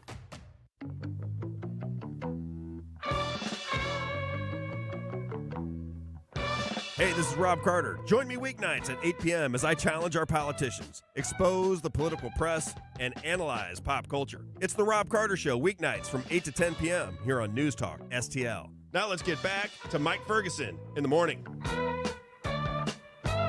Can I just point out something that kind of dawned on me of that conversation? We were asking, how much do you think the average American pays in tax over the course of our lives? Mm-hmm. The number was bad enough, $525,000 just. That's your government bill for being alive and an American at the same time. Yeah. What was amazing to me is how many people thought it was much bigger than that. Mm-hmm. To me, that shows that we just assume we're getting financially crushed by the government. Oh, yes. Governments Absolutely. at all levels. Mm-hmm. Yeah. So we're feeling it, every bit of that, and even more. I just found that interesting in a very stoic, sad kind of way. By the way, coming up at 8 o'clock, we're going to have a tea party here in the studio. Hey, I'm here for it, man. I'm here for it. All right, 7:38 right now. That's Stel Ponticus, Tea Party organizer. Dave Pfeiffer is here as well. I'm Mike Ferguson. I will throw the barrels. Yes. less than a month and a half left in the Missouri legislative session, and I think we can say the legislature is meeting our expectations for the year as a whole. Oh, no. Is that fair to say? Mm-hmm. Given that our expectations weren't that high to start with? Yeah. I think that it is. All right, just ahead here. Would you be willing to work more per day in order to have more days off? Yeah, there's a chance your boss is thinking about that arrangement. I'll explain at 7:50. Joined now by State Representative Phil Christofanelli. Okay, Chris, I was reading a Missouri Net article a little bit earlier this week, or actually earlier this morning, about a bill that's working its way through, and it's a bill that seems to have very little opposition, likely a very bipartisan success, and the last part of the bill said, but time is not on its side. There's only 5 weeks left in the legislative session, and my first thought is it requires 2 more votes to go through the House and then to the Senate, and 5 weeks isn't enough for something that's going to have virtually no opposition. A lot of people are saying, what the heck, man? I mean, how is this even possible? Have we gotten to the point where something that seems like a common sense thing, and I'm going to ask you about the bill, it's the one on the squatters' rights, or getting rid of squatters' rights thing, but at this point, we're just assuming that even good, popular things are going to have trouble getting through. Does that a reflection of the legislation, or is that a reflection of the leadership, or is that just a reflection of the state of the legislature right now? Well, I think that it's all of the above. There's a complex answer to all these questions, but keep in mind, Mike, the legislative process is not designed to pass bills; it's designed to kill them, and it's very, very good at that. And so every time we pass, probably maybe at best 40 bills a year, but there's something like 2,000 filed. So the percentages on that are not good. And Mike, as conservatives, we don't really want it to be easy to pass bills. Oh, I agree. Because if it were, everybody's bright idea would become law, and we'd have a lot more government than we really want. So I think it's healthy that we take a step and move things through the legislative process slowly.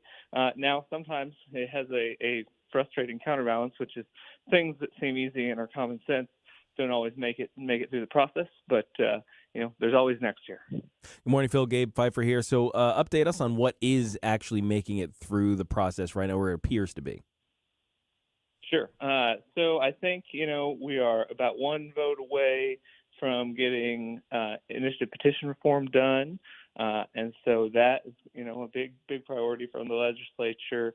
It's something that they said at the beginning of session they were going to do. And I think that it, in fact, will get done and be on the ballot for people to consider this year. Additionally, the House is in possession of a Senate bill, so we're one vote away from defunding Planned Parenthood.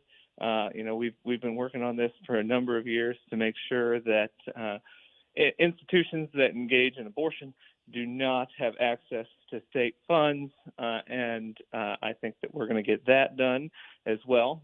And then also near and dear to my heart, Senate Bill 727, which I carry in the Missouri House right now, which is the bill to triple the size of our school choice empowerment scholarship program, expands charter schools to Boone County, to expand access to virtual education, increase teacher pay, and support public school funding. So that's the big one. And education reform votes are always tough. We're fighting our way to get to 82 votes. The establishment is in full kill mode on this bill, but I'm hopeful that we get that done as well. Hey, let me follow up with a question on the defunding Planned Parenthood on this. That's been done before, and it's not survived legal challenges. What's different about this approach to do it? Because the end goal, absolutely, I want to completely cut Planned Parenthood off of taxpayer dollars.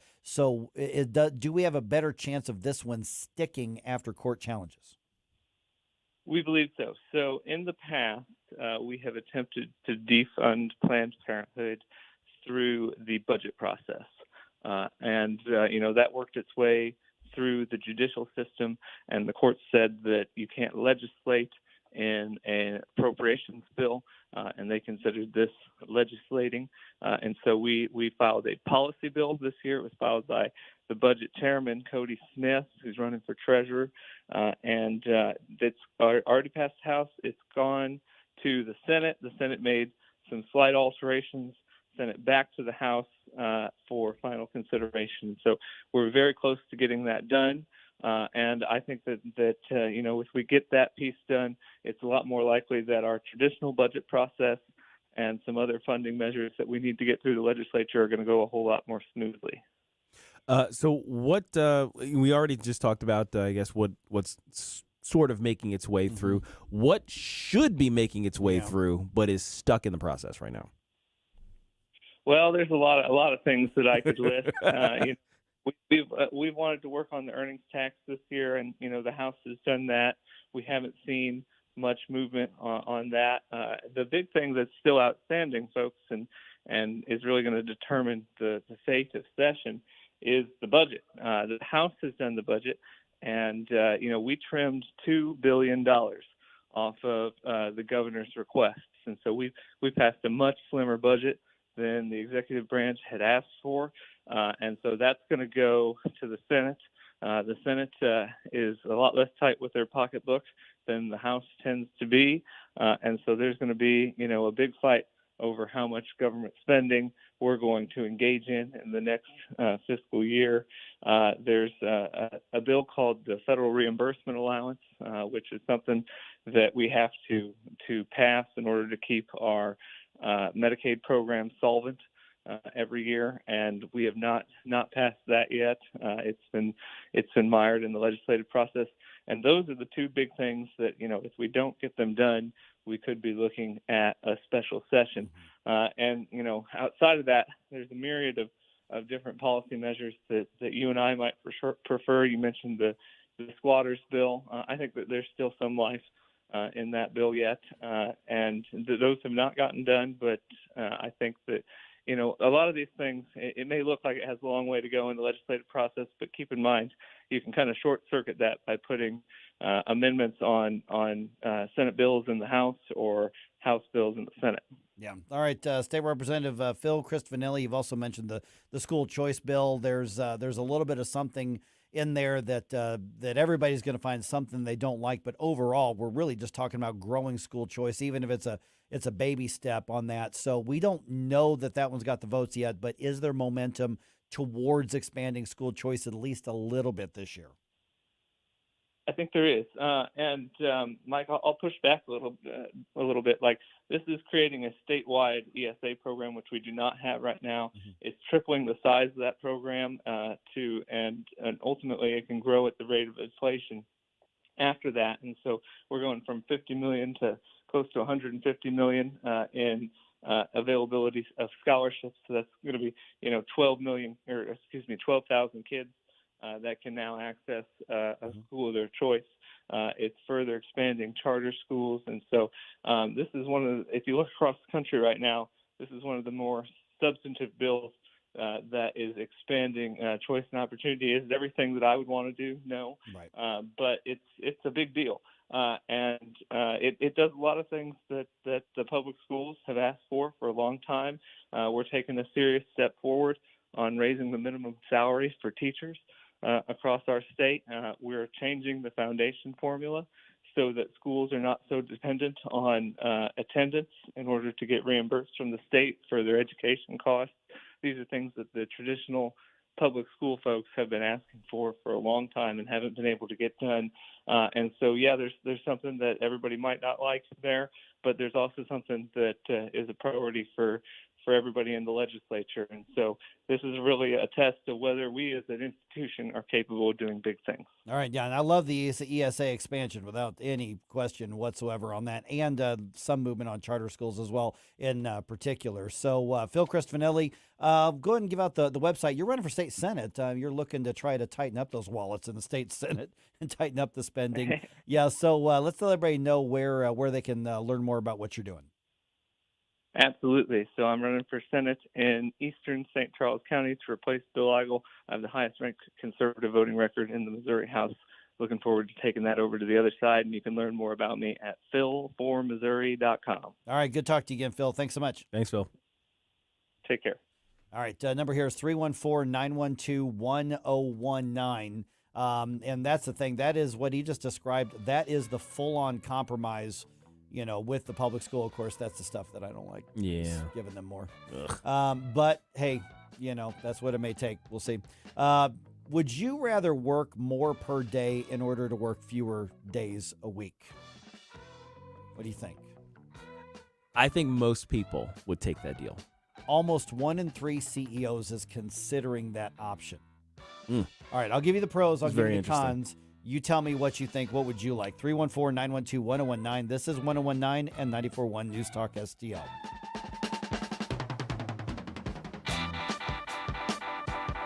We give you news, analysis, opinion, and more. Only on News Talk STL. Get up. It's Mike Ferguson in the morning. Always be clear where you get your conservative talk. The St. Louis Business Journal is now reporting that liberal billionaire George Soros is the largest shareholder of Odyssey, the parent company of KMOX and 97.1 Talk. Soros' maneuver raises critical questions about the future of media ownership and influence. Money and attention is power. And when he has the money and he controls what's on the radio stations, he's going to be able to control the mind, potentially hundreds of millions of Americans. St. Louis's trusted source and number one for conservative talk. This is News Talk STL. Katie here, and I'd like to talk to you guys about Michael's Flooring Outlet. You could gain peace of mind with Michael's Flooring Outlet for your flooring and carpet installation needs.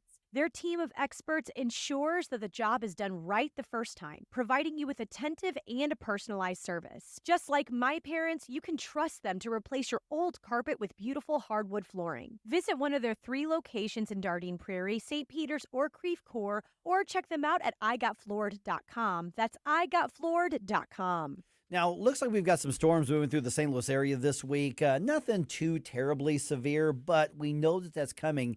And I've got friends who just kind of cringe every time we see that severe weather alert because, you know what, they got things in their house that are old. It could be the shingles, the roofing, the windows in particular. And I'm thinking, listen, You've got to make sure that your home is immune from those kind of worries. Give my friends a call at Window World.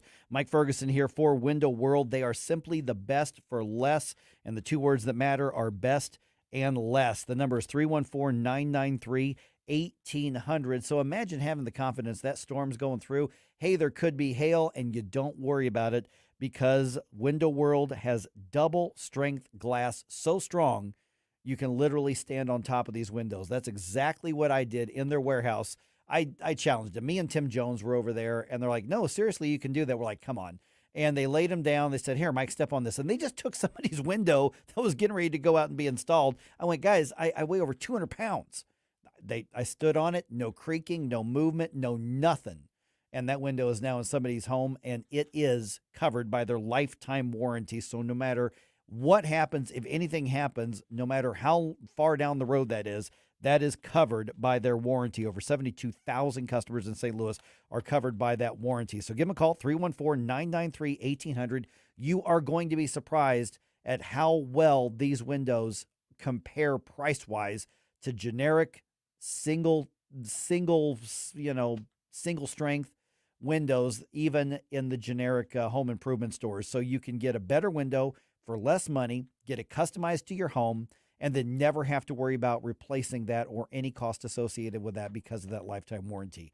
314-993-1800. This is a great investment in your home itself, but it's also a good investment in your personal finances because they make your homes more energy efficient. They now already clear the Energy Star 7 program requirements for energy efficiency. You're going to pay less money on your utilities than if you had some of those cheaper windows that let those drafts in and out.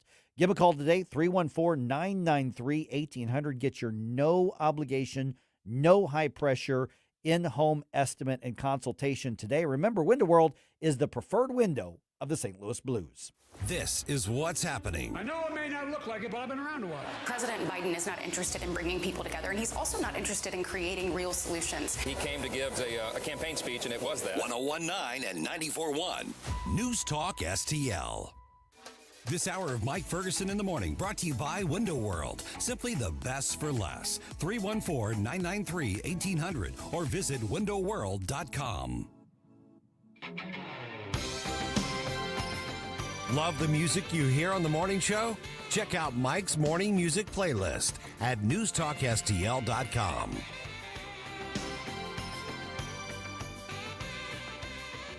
All right, work more each day, but work fewer days. Would that work for you? I think, well, I work so much every day. Yeah, it's right. kind of hard to fathom. But yes, actually, when I was just a one job guy, That's right. I really did like the flexibility that my job allowed me, and I did do the what do you call it, a 980 occasionally, or a 10 or a 10, where you work 9 days or 8 days, and you cover your across a 2-week period, you cover your 80 hours for the 2 week period, and you have either a half day on Friday or a full day off on Friday, or whatever day you choose. You know what? If it was in my case, you guys would miss me. That's true. That's true. Well, Yeah. none of us would be. Probably doesn't work in radio. Yeah, exactly. There'd be something automatically plays as Mike Ferguson in the morning, and then nothing. As the automation plays, but there's nobody here. Okay, so we'll get to that here in just a second. Let me know what you think. Would you rather work longer hours per day but fewer days a week? Let's see here. Still ahead here. Okay, this is a bizarre case. 805. Kind of a mental exercise thing, but what's actual justice in this? Mm-hmm. So an innocent woman is dead, but it looks like she was killed by, I don't know, innocent man who himself was a victim of a crime at the time. A man who's a victim of a crime. He was trying, That's the best way to he was describe trying, him. and is he innocent or not? That's the question. Mm-hmm. Should he spend the rest of his life in prison? It's a bizarre situation. True crime, but I'll tell you about it at 8:05. I'm really curious as to what you think on this. Okay, according to CNN, 30% of business CEOs in a survey say they are seriously thinking about moving to either a 4-day work week or a 4.5-day work week. Now, we're not talking about Bernie Sanders nonsense saying that the standard work week should be, 30 hours? 30 hours. I think. Yeah, with full-time pay and full benefits kind of thing. thing. He says you should be paid the same and all the same benefits, but you should only have to work 32 hours a week. We're not talking about that. No. We're not talking about that stupidity. No. What we're talking about here is these CEOs were found, and 30% say they are thinking about shifting away from the traditional 5-day a week work week, 8 or 9 hours a day, depending on how long your lunch break is. And they're considering going to a 4-day week, so 10 hours a day for 4 days. Right. Or a 4.5-day week, like what you said, where the business just closes up at noon on Friday or 1 o'clock on Friday. So what that would mean is you would be at work longer for each day. So you would do 4 days a week, but you'd be there longer. Right. Of course, a lot of studies show that we check out after about 3.5 hours anyway.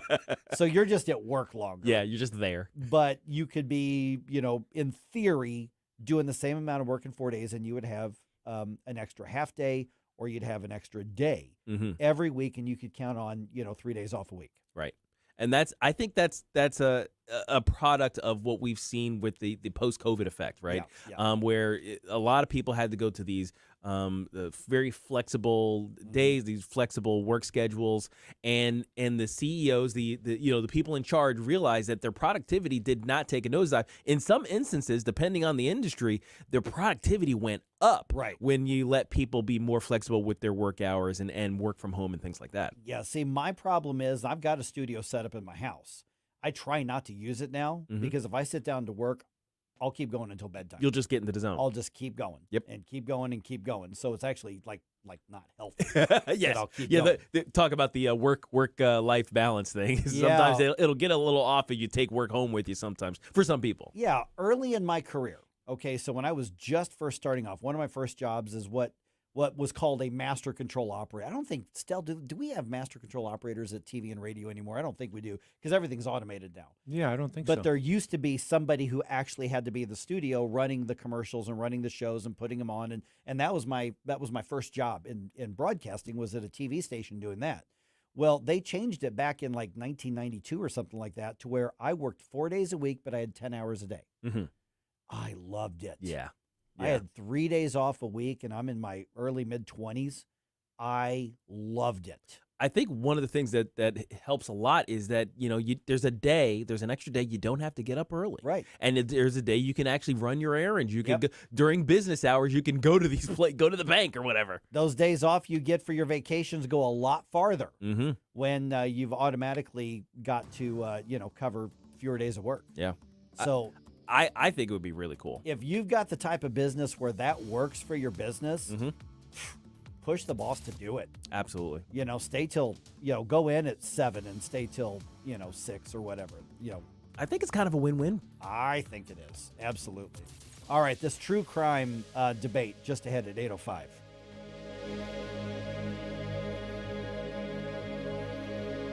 John Beal knows it right after a hailstorm. New roofing companies start popping up everywhere. But the Small Business Administration reports 96% of them go out of business within the first 5 years. So how good is that warranty? John Beal started in the roofing business helping his granddad and his dad. Always offering the best roof, best price, best guarantee. John Beal Roofing, not some fly-by-the-night operation. Call my friend John, 1-800-NEW-ROOF, 1-800-NEW-ROOF. Tim Jones here with Dr. Kim Patton from Comprehensive Integrative Healthcare. Kim, you focus on the treating of neuropathy. What are the signs of neuropathy? The most common symptoms are numbness, burning, cramping, usually in the hands and feet. Tell me about the success you're having with your Restore Neuropathy treatment program. Tim, our program includes 8 distinct steps, offering a unique experience from other treatments. No surgery, no addictive medications, and we are seeing a success rate of 95%. Kim, that is incredible. How can people learn more? Visit us online at CIH.health. That's CIH.health. KLGY HD3 Clayton, K270BW Bellefontaine, KNBS Bowling Green. This is News Talk STL at 1019, 94.1, and always streaming at newstalkstl.com. News this hour from townhall.com. I'm Rich Thomason. Jury selection is beginning today in the unprecedented criminal trial of a former president. In this case, it's Donald Trump. It's a history-making trial. No American president or former president has ever gone to trial in a criminal case. Trump is accused of falsifying his company's records to hide the nature of payments to his former lawyer and fixer Michael Cohen, who paid Stormy Daniels $130,000 to cover up her claims of an extramarital affair. Trump lawyers argue the payments to Cohen were legitimate legal expenses. The former president pleaded not guilty last year to 34 felony counts. Greg Clugston, the White House. If Israel has decided how to respond to Iran's weekend attack, it's not sharing those plans. The War Cabinet is meeting today to discuss the matter. Most of the Iranian drones and missiles were shot down by Israel and its allies.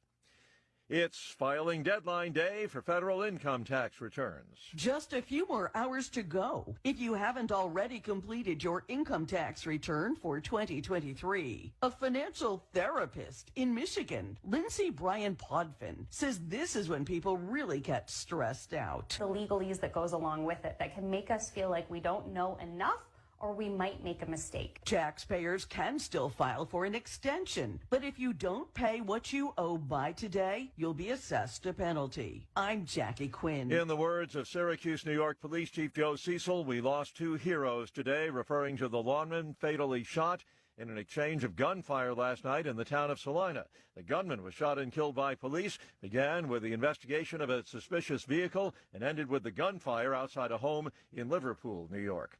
Retail sales scored an impressive gain last month, rising 0.7% from February to March. Stock futures higher on Wall Street. More on these stories at townhall.com.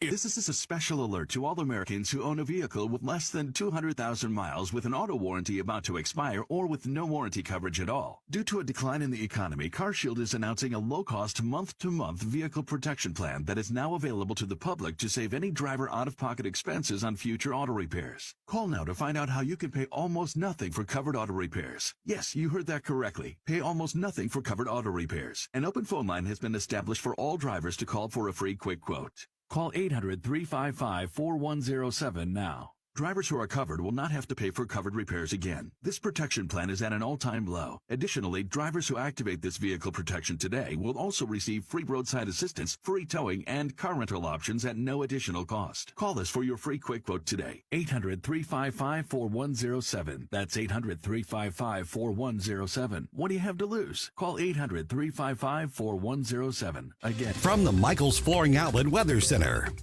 Happy Monday. I'm First Alert Meteorologist Leah Hill. We're looking at another warm afternoon with building cloud cover. Temperatures anywhere from the mid to upper 80s, a light wind, but can't rule out an isolated stronger storm or two later this afternoon as a warm front lifts to the north. And the primary timing for seeing any stronger storms between about 4 and 10 p.m. If a storm turns strong or severe, tracking a wind and a hail threat. That's your First Alert forecast. I'm meteorologist Leah Hill. This hour of News Talk STL brought to you by Senior Memorial. Give Benjamin Schaefer a call at 314-866-8886 or visit memorialplans.com. Senior Memorial Heritage Protection. From home improvement to replacement, do-it-yourself electrical projects can be shocking. That's where Grasser Electric can help. They've been lighting up St. Louis for years. From ceiling fans and dimmer switches to repair or replacing your electric. No job is too big or too small for your home or business. Grasser Electric will even install emergency backup generators. So call Grasser Electric today before the sparks start to fly. 636-441-5200 or go to grasserelectric.com.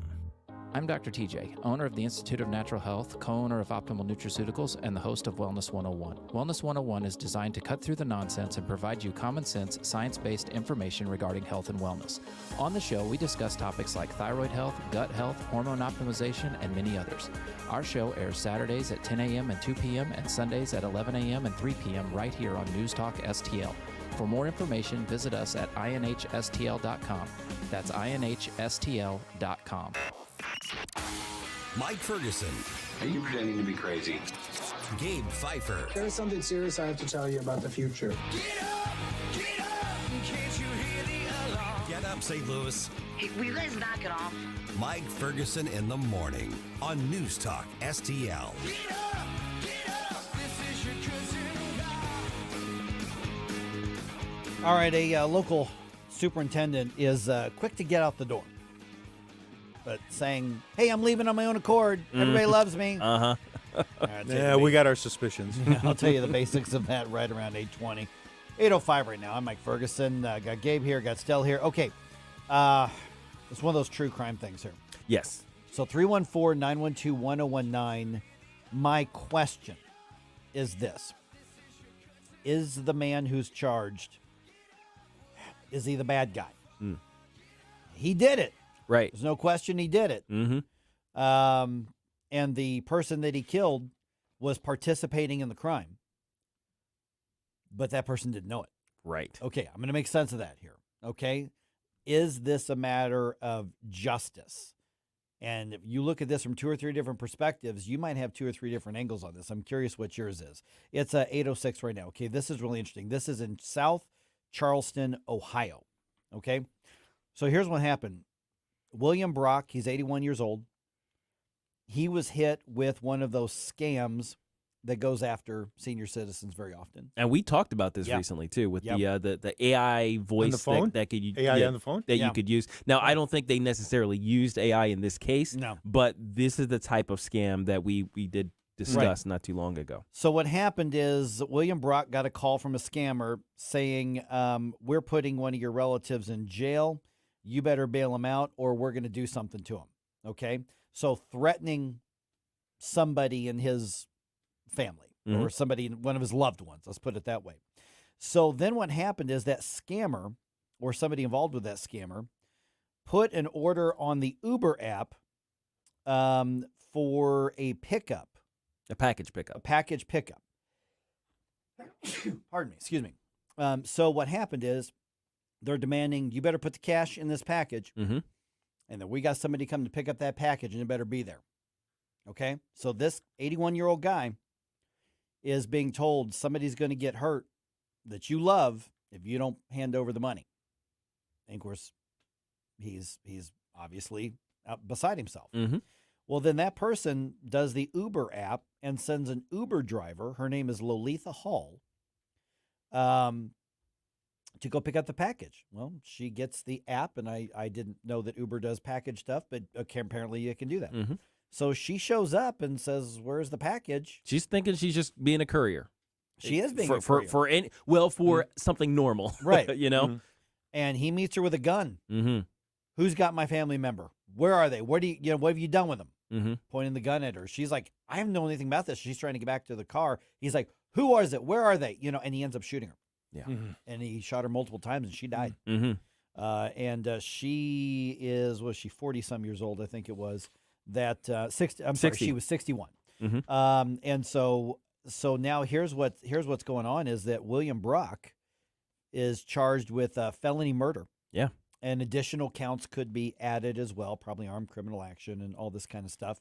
But the reality is that he thought he was defending his family members from somebody who was participating in the crime coming to get the money that he was being extorted.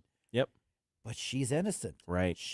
All she was doing was following the gig economy app thing. So what's justice here? Right. Now, it's easy to look at this from his perspective and go, well, he didn't know. We just knew that he was being extorted, and this was the person coming up to pick up the extortion fee, to pick up the ransom money. From his perspective, this was an accomplice. This wasn't an unknowing person who was kind of duped into this. This was somebody who was in league with the people that had his loved one. Well, the reality, though, is this is somebody who was an accomplice. She just didn't know it. She wasn't doing anything wrong. Right.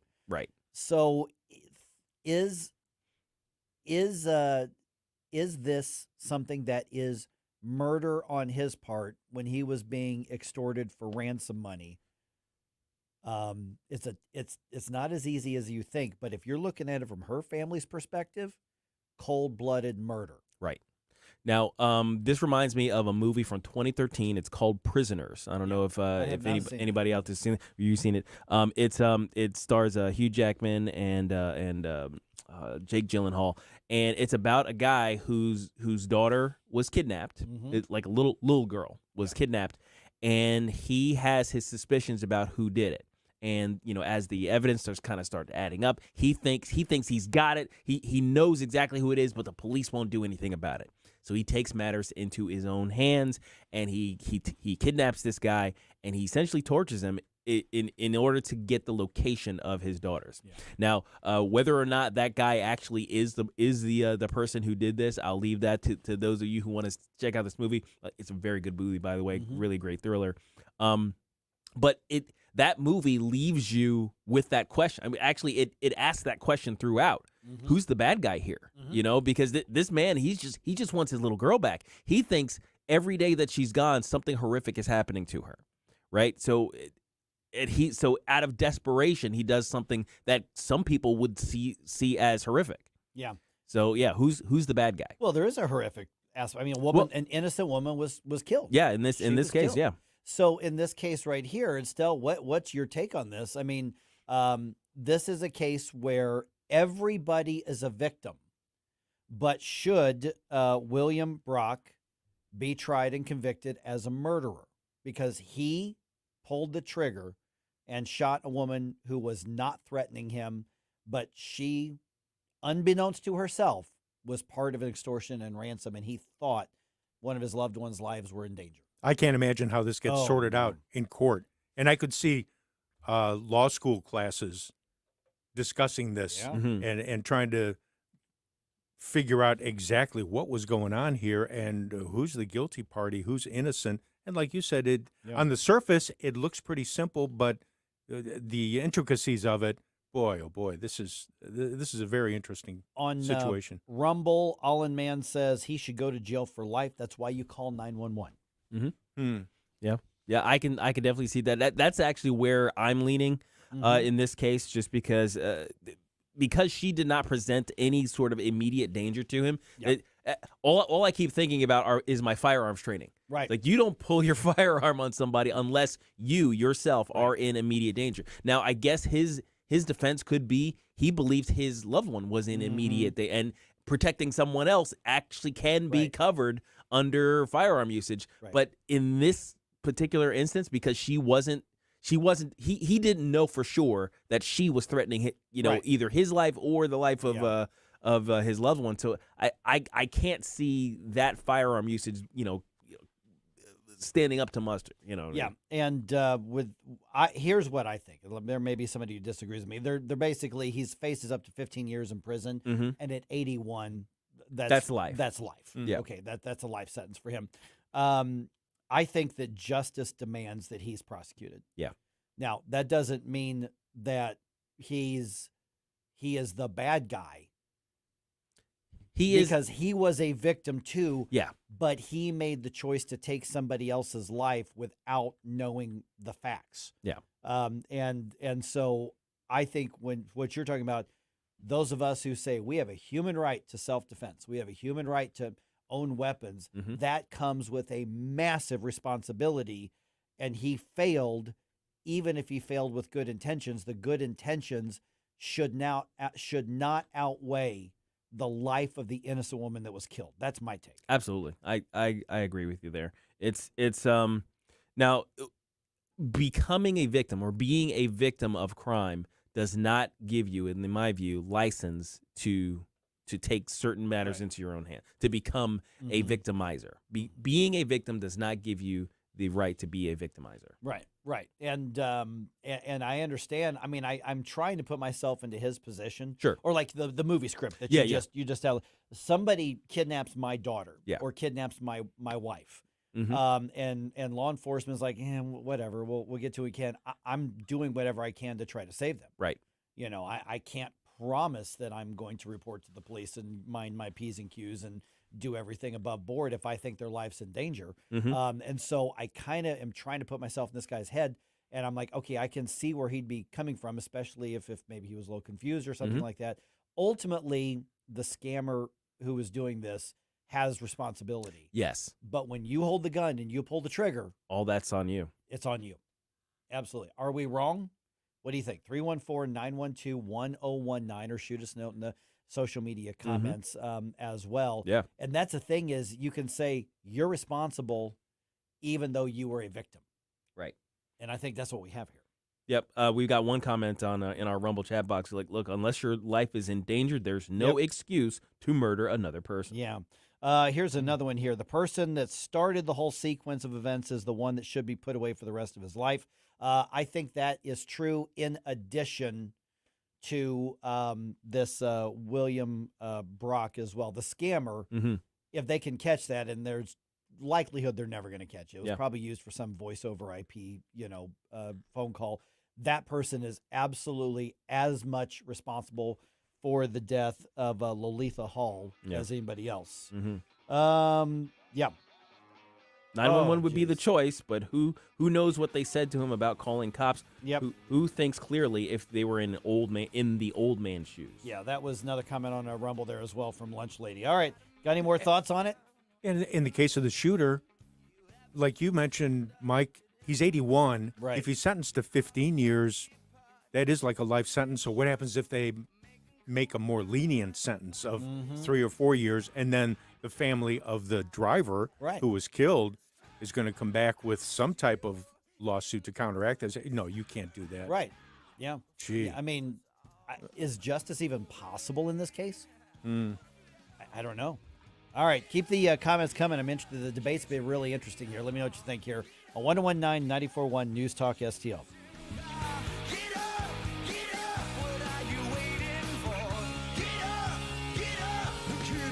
Get up. It's Mike Ferguson in the morning.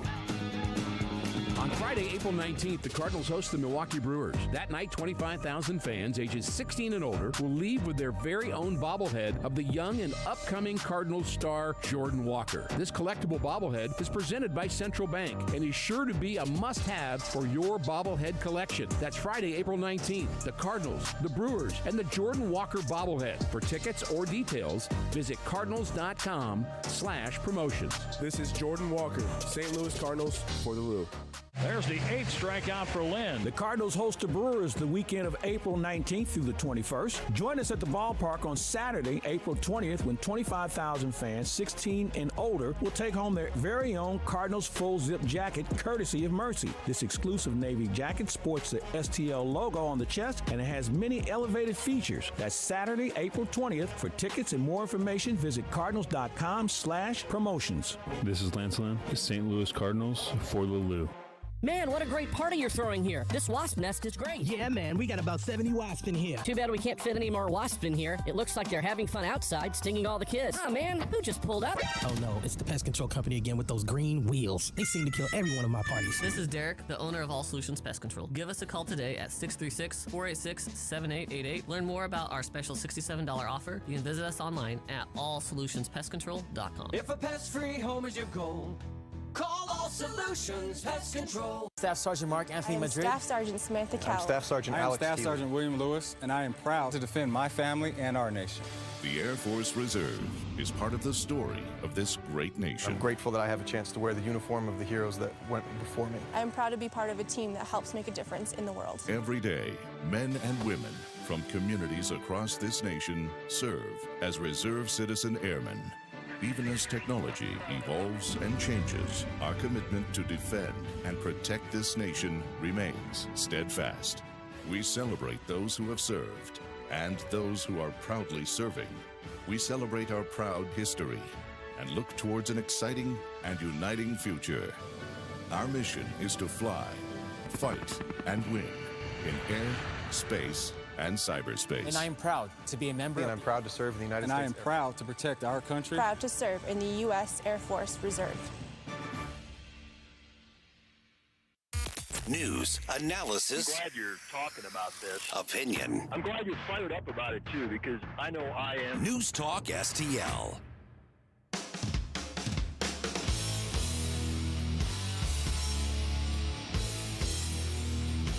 Hey, it's Joe Pags. Catch me tonight, but right now, back to more of Mike Ferguson in the morning on News Talk STL.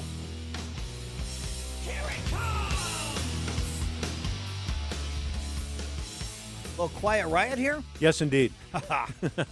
On a Monday morning. Didn't we have Judas Priest earlier? We may have. Yeah. I think you're right. You're going to find another morning show that's got Quiet Riot and Judas Priest. I think not. That's what makes us better. And we're not owned by George Soros.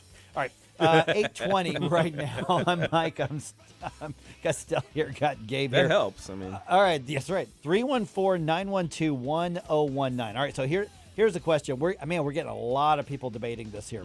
This story out of Ohio. Where did I just put my copy on that? Okay, so William Brock, 81 years old. He gets a phone call from a scammer. We've got your loved one, and the news report does not say who the loved one is. Right. We've got him. We've got him in a cell. We're throwing him in jail. We're going to hurt him. Right. Unless you pay up. By the way, we're sending somebody to pick up the money. You better put that money on right there by your door. We're going to come get it. And then that scammer uses the Uber app, probably from some anonymous account, or set up a fake profile, and they got it through. And they had a delivery person just go there to pick up the package. So this delivery person thinks she's going to make a few bucks. Lolitha Hall shows up and says, "Oh, I'm here to pick up the package." He pulls a gun on her. "What do you do? What'd you do with my loved one? Where are they? You better tell me right now." She doesn't know what's going on. She tries to run away. She's like, "I'm out of here." Yeah, this is crazy. "You're going to tell me where they are." He shoots her. Yeah. He kills her. He now faces felony murder charges, and they're probably going to add more to it. Yeah, so there's a portion of this confrontation caught on her dash cam, by the way. Oh, yeah. I've seen the video, and it's, And this poor woman, all she was doing was her job. Yeah. Gig economy job. He was a victim of a crime. Yep. She became a victim of a crime, and an innocent life was taken. And now this other victim of a crime is, I would say likely to be sentenced to prison, but I don't know. Yeah. All right, who do we got here? We got Mike. Hey, Mike, you're up first. You're on News Talk STL. What do you think? Hey, I'm given the circumstances, I think the more appropriate charge may be voluntary manslaughter. And with full disclosure, I am not an attorney. Ask Tim Jones or Susie Moore in the afternoon to clarify these terms. But I know that it's definitely not involuntary manslaughter. Right. So that may be the way to play it, and it'll probably be less than the 15 years for the felony charge that the prosecutors are looking at otherwise. But anyway, that's my take. Hey, appreciate it. And, of course, sometimes that's where they'll start, and then they'll try to do a plea deal, so that very well could be. All right, 314-912-1019. Well, sometimes the laws in the state are written in a different sort of way, so it's tough sometimes to find that small area in the law that makes sense, just depending on what the state has on the books. See, here's the thing, and we can look at it from the 10,000-foot perspective and say, we see all the moving parts. This is what happened. Yeah. If you're Lolitha Hall's family, yeah, you want justice, and you know who pulled the trigger. Right. I mean, as far as you're concerned, some guy went crazy on your auntie and shot and killed her in his driveway. And there's no question who did it. Right. There is zero question. And there's zero question that she did anything wrong, even in the confrontation. Exactly. There's no allegedly about it. Right. William Brock shot her to death. Right. And so that's not in question. Right. So he was a victim of a crime under duress. Yes. She was unwittingly, unknowingly, unwillingly an accomplice to the crime. Right. But she didn't do anything wrong. She was 100% innocent on this. You know that Uber's getting sued like crazy. Oh, man. On this. Oh, yeah. Is this a different mic? Yes, it is. Different mic. All right, different mic. You're on News Talk STL. So many mics today. So many mics. There's always too many mics. The most popular name, babies are named. That's right. It is. That's very true. Yep. And Gabe is right up there, too. Oh, yeah. There you go. It's the Angels. That's actually what my parents named me after, was Michael the Archangel. That's Same. True. Yeah. All right, Mike, what do you think? Okay, here's the issue. In the state of Missouri, if you use the state of Missouri, there is nothing that would protect this old man, because even stand your ground wouldn't work. Right. Just won't. Yep. And absence of malice, somebody put up there, which was absolutely tried to be proved in another case, that they didn't have malice in their heart to do the crime. So this man, I know he doesn't have malice in his heart. He's just trying to protect his family. But there is absolutely no way this man is not guilty of murder. I carry a gun, and I'm just telling you right now, the biggest fear I have in my life is to shoot somebody. But at least I can make the justification that someone attacked me and I was being harmed in my life. I feared for my life. This guy didn't fear for his life. Yeah. All right. Wait. Yeah. Okay, guys. Hey, Yep, thanks, thanks, sir. Appreciate it. Rizon on Rumble says law enforcement has an obligation to make examples of people who take the law into their own hands. Otherwise, it would turn into the Wild West. It's tragic, and I can see both sides, but he should have called the cops. Man, yeah. I mean, that's a good point too. Is because I'm one of those guys where I think our society should be maximum freedom and maximum responsibility. As in, there should be really, really high penalties for the misuse of certain freedoms. In particular, the freedom to bear arms. I think if you're misusing that should come with a really, really heavy penalty. So then in this case, if we just looked at it as a misuse of a firearm case, as opposed to the other aspects of it, then yeah, it would come with a really, really high penalty. It's just it's just tough to square with how you feel for the guy because he was under duress. I mean, we without question we talk about these things too as in the heat of the moment, people responding almost instinctively.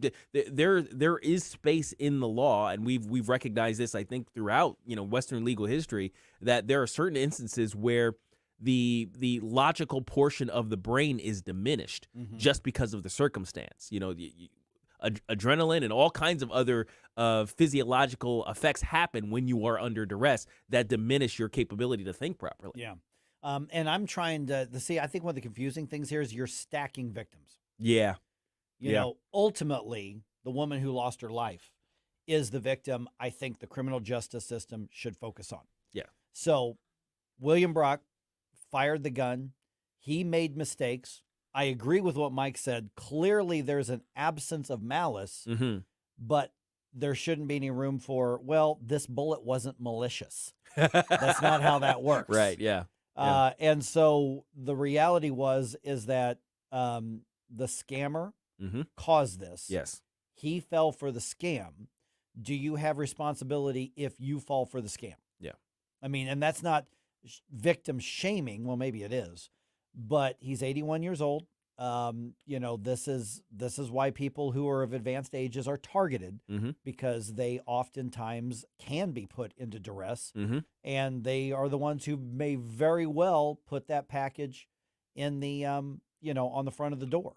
In some ways, it's very similar to what a swatting does, right? Whereas some third party puts a call in, and they create a confrontational situation between two unrelated parties, at somebody's house. And they're just people doing their jobs and people reacting to the situation as they see it. If some random person starts knocking down my door and they haven't identified themselves just yet, which sometimes happens. Yes. Right? The police don't identify themselves. They just burst through. Well, I'm thinking... Or they'll yell police while they're knocking the door open down so they can satisfy the legal requirement. Right. It's like all I heard was my door getting knocked down. As far as I'm concerned, I'm in a home invasion situation. Well, you are. Yes, Yeah, that's true. This is my house, and somebody has come on it without my permission. Okay. Well, that's a great point, because this is the same or a very similar chain of events. A couple months ago, our Secretary of State, Jay Ashcroft, got swatted. Yeah.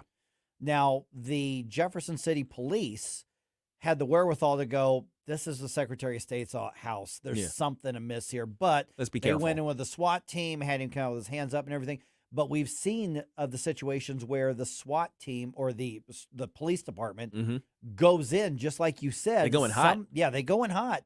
Somebody's being invaded. They shoot back. And whether the police kills them or a police officer gets hurt, and then prosecutors are like, well, this person shot a police officer. Right.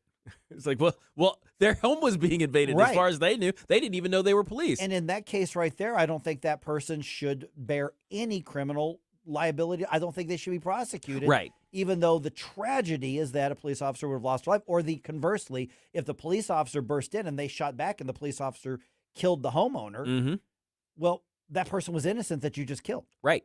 And the cop says, I was defending myself. I was shit. Well, you're not defending yourself. You kicked in his door and he wasn't suspected of anything. Yeah, it's really wild. But I mean, they're related in that, there's a third party who sets up a deadly situation. And that's what the third party did. But they are very unrelated in that I think this man, he was not in a situation where he should have feared for his life. Correct. Now, maybe he feared for his loved one's life. Right. But it still wasn't immediate. It's one thing if you're seeing somebody hold a gun on your loved one. Mm-hmm. That's a different situation. Yes. You know the life of your loved one is in danger, so the use of your firearm is absolutely authorized.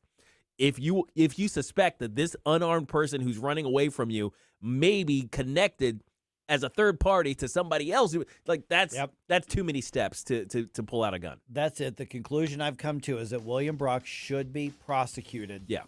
Whether it is murder, whether it is manslaughter, but it for needs something to actually be a serious prosecution. Yeah. Even though he's a victim, and it is not fair to him. It is not justice, but justice for Lalitha Hall demands that he be prosecuted for taking her life and pay the penalty for that. Yeah. Now, there's going to be plenty of discussion as to how long that should be. Some people are saying like as little as 3 years. Some people are saying the full 15. So we'll see. Yeah.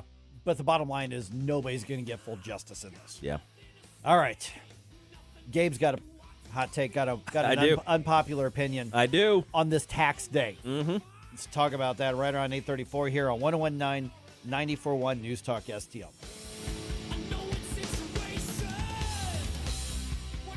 For podcast articles and more, find us on newstalkstl.com.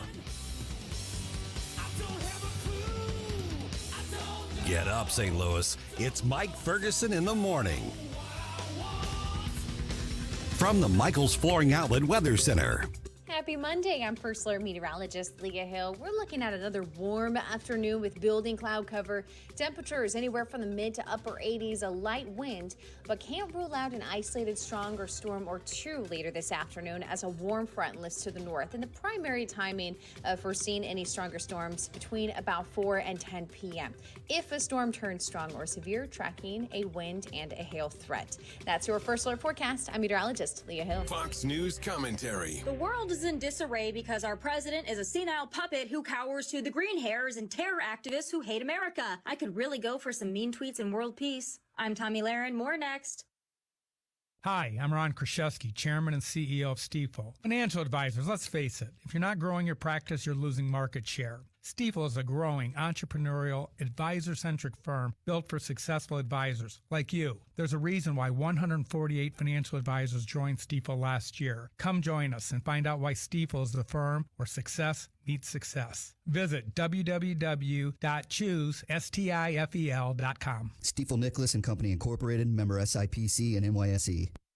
The world was a better and more peaceful place with Donald Trump in charge, and that's just a cold, hard fact. Democrats know it too. Our current guy is weak in every sense of the word. Physically, mentally, policy-wise, weak, weaker, weakest. And as we stare down the barrel of World War III, so glad our military has been focusing on the importance of DEI and pronouns. But despite the obvious, the leftists and their allies in the media are still trying to convince us that Donald Trump is a threat and a danger. The man who oversaw the collapse of ISIS and started no new wars. The world was afraid of Trump, and we should all like it that way. Maybe our enemies thought he was crazy, but who cares? It worked. Bring back the mean tweets and the world peace. I think I speak for everyone who's honest when I say we need Donald Trump. I'm Tommy Lahren, and you can watch my show, Tommy Lahren is Fearless, at Outkick.com. Kickstart your spring with spring into green savings on a John Deere compact tractor at Seidenstricker Nobe Partners. For a limited time, we have 0% financing for 84 months with zero down on select models. Plus, when you purchase an in-stock model year 23 compact tractor, you'll save up to an additional $2,500. Take home the tractor of your dreams today. Visit snpartners.com for more information. Offer valid through 4/26/2024. Some restrictions apply. See dealer for details. Looking for a cruise vacation? Cruise.com is offering its exclusive Sale of the Year to all listeners to this station. Every major cruise line, including Royal Caribbean, Carnival, Princess, MSC, and more, are on sale now. Call 1-800-507-9264 and book one of these deals while supplies last. Cruises start from as low as $39 per person per day. There isn't a better vacation value to places like Alaska, Europe, the Caribbean, South America, and more. Call one of the largest cruise specialists in the world at 1-800-507-9264. We'll find you a vacation that includes drinks, Wi-Fi, excursions, and more. Call 1-800-507-9264. That's 1-800-507-9264. Space is limited. Don't miss your opportunity to book the best deal of the year. That's 1-800-507-9264. Sponsored by Cruise.com. Always be clear where you get your conservative talk. Soros Fund Management is positioned to become the biggest shareholder of Odyssey, the nation's second largest radio company. St. Louis's trusted source and number one for live and local conservative talk. This is News Talk STL.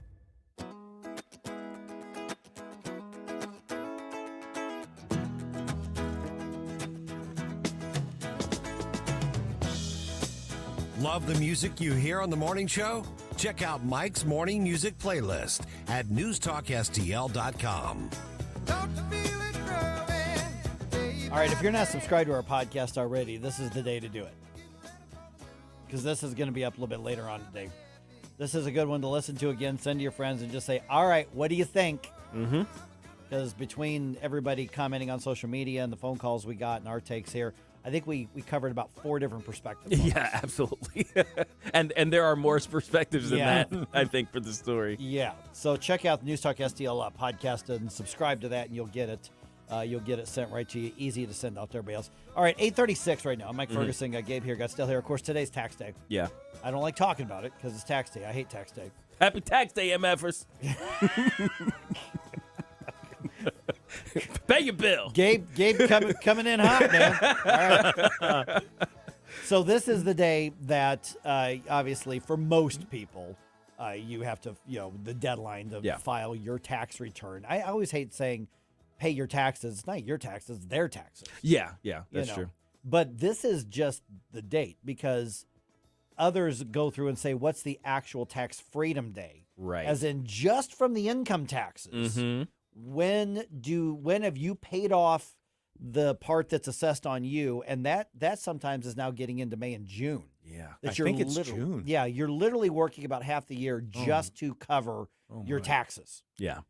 Matter of fact, earlier today, we asked the question because somebody kind of calculated, said, what does the typical American pay in taxes? Average American through the course of their life. So basically, what is the governmental fee for being both alive and in America at the same time? And productive. And actually productive. What's your fee? Your lifetime fee on average is $525,000 that government takes just off your existence. Yeah. That's what that on average. That's crazy. So I guarantee so you crazy to me that me and Rachel and I are paying a lot more. We're going to end up paying a lot more than that. Oh, Trust me. Oh, yeah. I think a lot of the answers from our audience kind of reflected them just thinking of themselves as average. Yeah. No, yeah, the average is actually lower than most of us, but still, what we as individuals are going to pay in the income ranges that I know we tend to be, just a lot of money. Yeah. It's a lot of money, guys. Yeah, exactly. All right. 314-912-1019. I'm just going to put that phone number out there in case somebody wants to respond to your unpopular opinion. Yeah, because I got it. You got an unpopular opinion. It's a hot take. So you've got an idea when it comes to, and you're not the first person I've heard talk about this, but you're bringing it back, man. All right, what's the hot take? We need to end tax withholding and make people write a check every month to the government. I think you should get a bill from the government every month that you have to pay. So as of right now, like today, for instance, today is a payday for us, right? And so because 15th end of the month, we're one of those, and so I can go on. Well, we don't get the printed things. I can go on my app and say, here's what I made, here's where all the taxes came out, here's what my actual paycheck is. Right. And what you're saying is stop doing that. Yeah. So whatever you make, that's what you get. Mm-hmm. But then the state government, the federal government, whatever, they say, by the way, here's what you owe, make your payment via check or debit card, and you actually have to send in that payment every single month. Yes, and I even think going even further, it should be illegal to make it an automatic draft. Like you can't do it automatically. Oh wow. That you actually have to do something. You have to actively pull a trigger on a money transfer. Why? because I think it's important for us to be involved in that. We need to see, because right now it's invisible. Our taxes are essentially invisible to most Americans. They really don't care. It's only invisible because we close our eyes. Well, we'll put it this way. We choose to not see it. When you say, okay, I make $1,000 a week, and 25% of that is paid in taxes, I say I make $750,000 or $750 a week. Yeah, that's how most people see it. Everybody goes with, okay, what's your net? What's your take home? These are terms that we all think of these things, but we're neglecting several major ideas is the way we organize our society, the way we look at work, the way we look at the government. Because if I said if I looked at my check and I got the full amount that my company says, that I'm being paid, and I got the full amount, first of all, it's reminding me this is actually what I'm earning. Mm-hmm. I made this through my education, my experience, and my actions through that period. This is the fruit of my own labors. This is mine. It belongs to me. That's the key part. Yes, because right now it's like what belongs to me is that $750. It's not the $1,000. Right. People don't think of it that way. But if it comes in and it belongs to me, now I understand everybody who comes in, they want a little piece. I actually have I have a close eye on what they're doing. When your electrical bill looks weird, when it jumps up a little too, you're calling the people and you're like, what is this? If they increase the cost of your phone service, you're calling. I recently called because they increased my phone service $5. A month. You know why? Because it's different. I don't like that. What are you doing? Did you mess up my discount? What's going on? But if we're talking taxes and they send you a bill for your taxes, what are you giving me? Exactly. What are you doing for this amount of money? I know my mortgage lets me keep a roof over my head, and I own the property that I'm sitting on. My car payment, I know what I'm getting there. Everything else, I know what I'm paying for. When it comes to my taxes, because it's essentially invisible, it runs under the radar. Everybody just kind of shrugs their shoulders. It's the taxes. And we have been lulled into thinking, like you said, that $250 that we earned per week in this situation is not actually ours. We don't even think we did the work for it, but we just have gotten to the point of, well, I've never seen it, out of sight, out of mind, and we choose to close our eyes and not think of that as ours. But if we had to send that in, all of a sudden, everything gets real. What am I getting what I'm paying for? Mark Cuban. Did you see his stupid tweet over gosh. the He's weekend? like, I pay what I owe. Yeah. But everybody else needs to.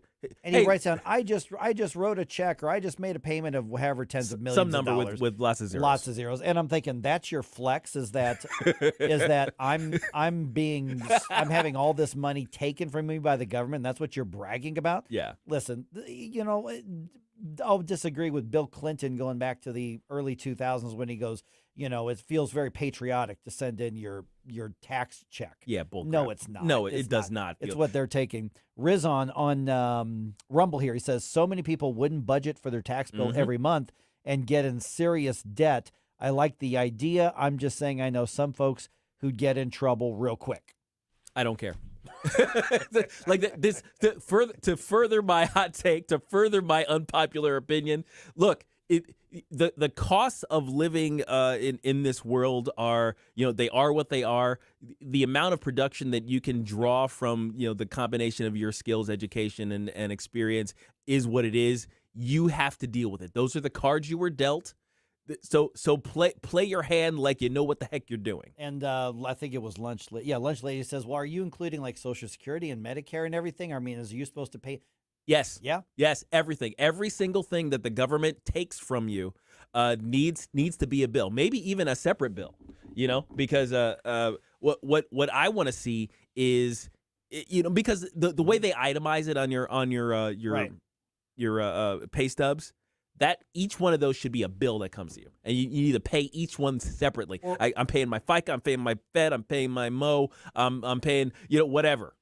Yeah, I mean, now you'd still have deductions for the stuff that you voluntarily buy. You buy health insurance. Sure. You put into your 401k or your IRA. That's Yeah. We're talking about. Here's the bill from the state of Missouri or the state of Illinois. Yeah. Here's the bill from the federal government. Now, maybe the federal government itemizes. Here's what you're paying for. Yeah, on maybe. this. You're paying. But I tell you, if you're looking at and you're cutting a check saying, "Well, I'm paying for somebody else's retirement on Social Security right now," you're going to look at the Social Security system very, very, very, very differently. Absolutely. Than for those of us, because, like, for instance, I'm 52. I just kind of assume Social Security is never going to be there for me. Same. And I know I'm paying for it, and it's paying, my mom's and it's paying whoever's currently other people. retired. Yeah. Yes. Yep. All Because right. it's a Ponzi scheme. We have time to talk to Scott now, or should we wait Sure. till after? Okay. Yeah, let's do it. Scott, you're on News Talk STL. What's your take on this? This is Gabe's unpopular opinion. You agree or disagree? Good morning, gentlemen. Well, my comment is that we should change the elections to the day after taxes. Yes. That's an unpopular opinion I can get behind as well. Have a fresh view of the screw job we get from our elected officials.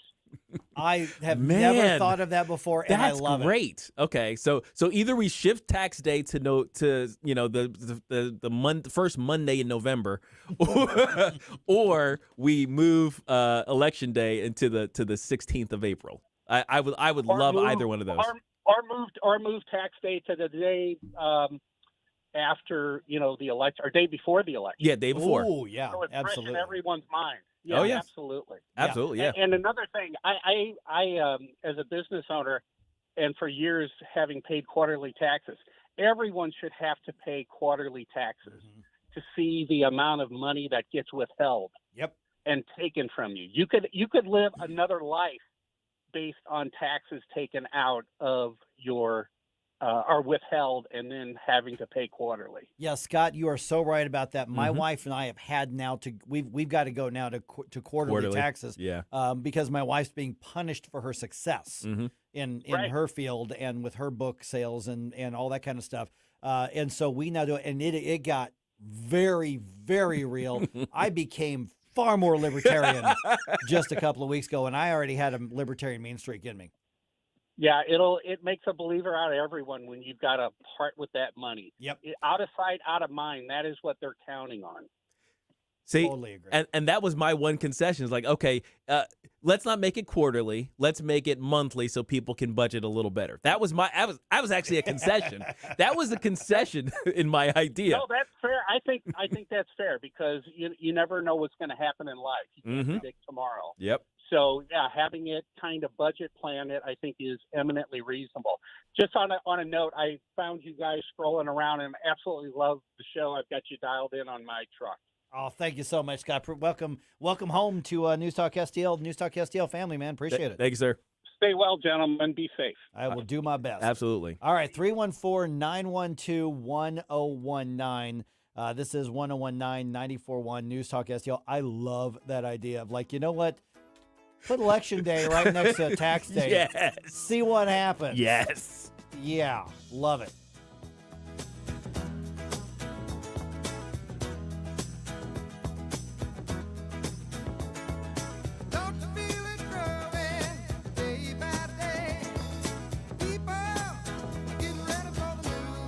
Follow us on Rumble at News Talk STL. Mike Ferguson in the morning.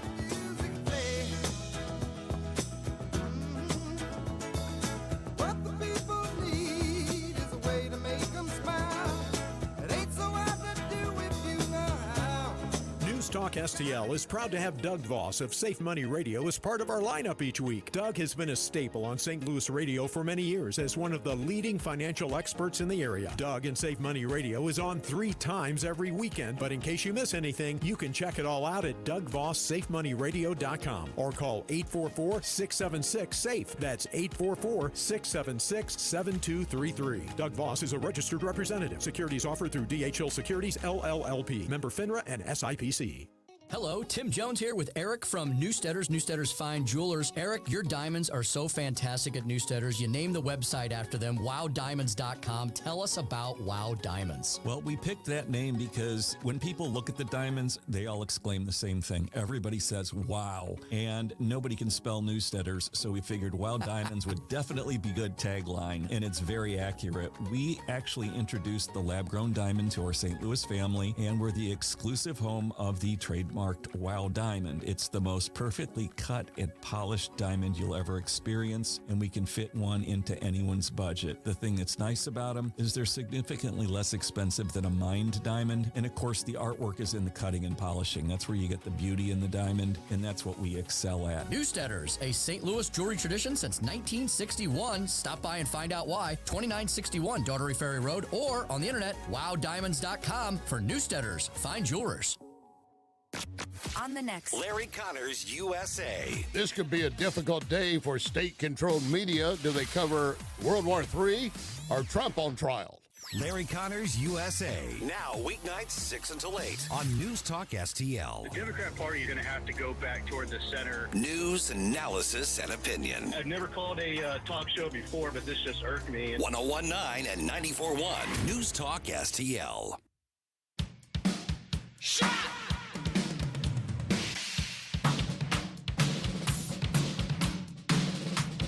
Hi, it's Vic Porcelli. And Ken. Hi, Ken. Hey, Vic. Ken and I are on every Monday through Friday, 9 to 11, right here on News Talk STL. Right now, you're listening to Mike Ferguson in the morning on 101.9 and 94.1 News Talk STL. Whoosh, my morning people.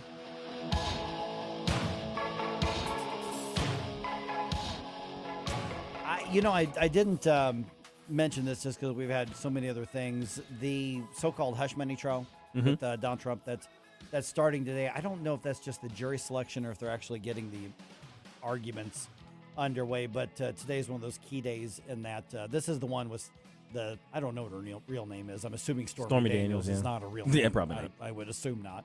Is it possible that people in the porn industry lie about things? I don't know. There's a lack of character in it. I don't know. It's possible. It's possible. Yeah. So that's going on today. I haven't, I know the basics of all of these. I'm just not spending a bunch of time centering a lot of my attention on it, but that's happening today. So you'll, I'm sure, see that throughout your social media feeds throughout the day. But there it is. It's there. Being the very beginning, I'm guessing it's jury selection. That's my guess, too. I'll be really honest. I didn't care enough to look it up until I saw just now that's happening. So among the lawsuits, this is one of the dumbest to me.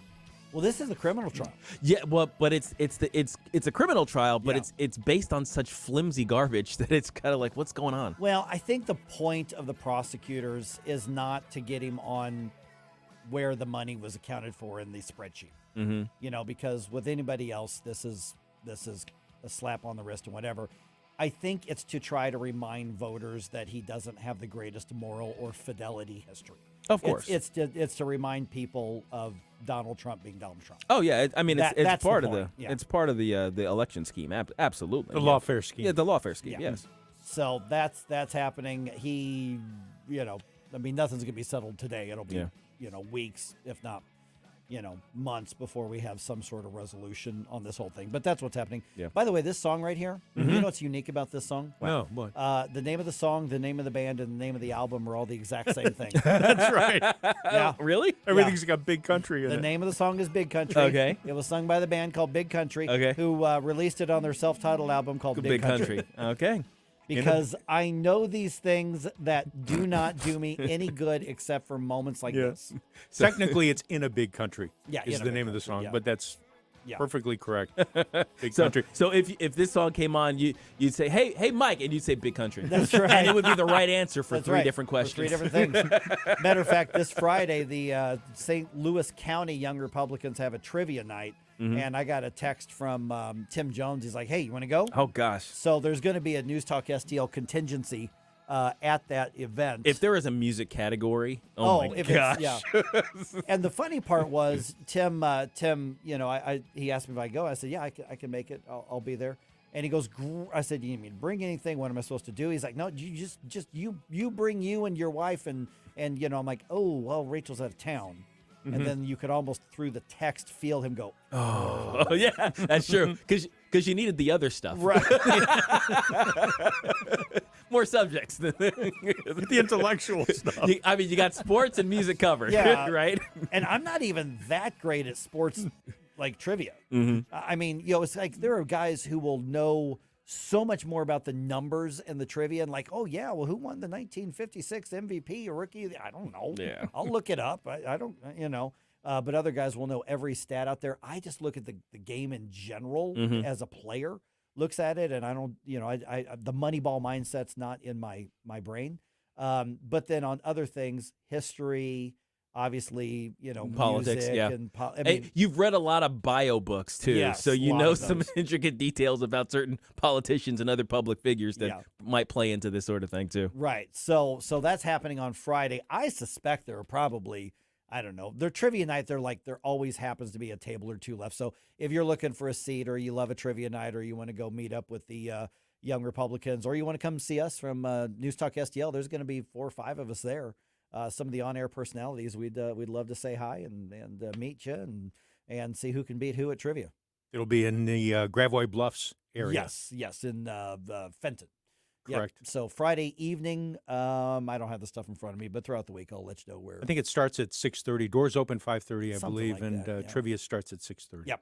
So I will be there. Are you guys going to be? I don't. No, I'm not going You're to be not able to gonna make be it. there. yeah. Sadly, I won't be able to make it Yeah. because by the time I get home, I'd have to turn around and come back. That's right, down to Yes. Washington. And pick up Kathy and come back. Yep. But you I'll got be, like a 4.5 hour drive or something like that? Yeah, something Yeah. like that. Yeah. So I know Tim Jones is going to be there. I'm going to be there. I don't know who else is going to be there, but there'll be a few of us. I know there's at least some of us here. It's going to be a lot of fun. I actually enjoy trivia nights, and one time I was on a winning team.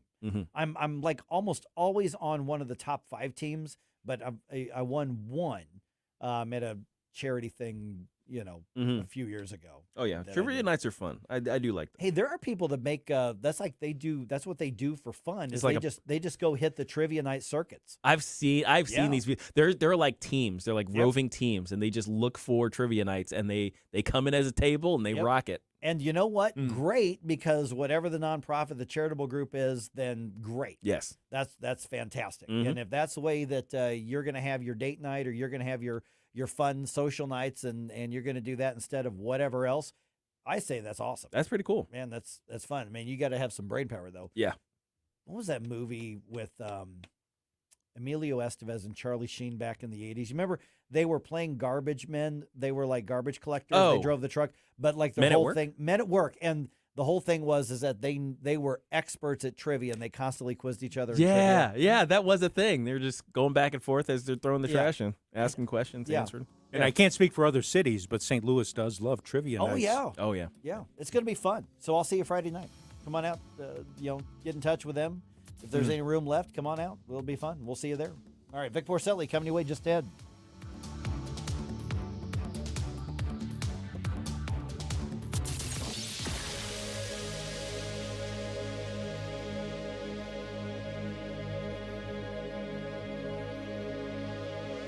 Have you just recently inherited a property and you're not sure what to do with it? Maybe it needs a lot of work, but you know you need to get it sold? Reach out today. 314-417-1000. 417-1000.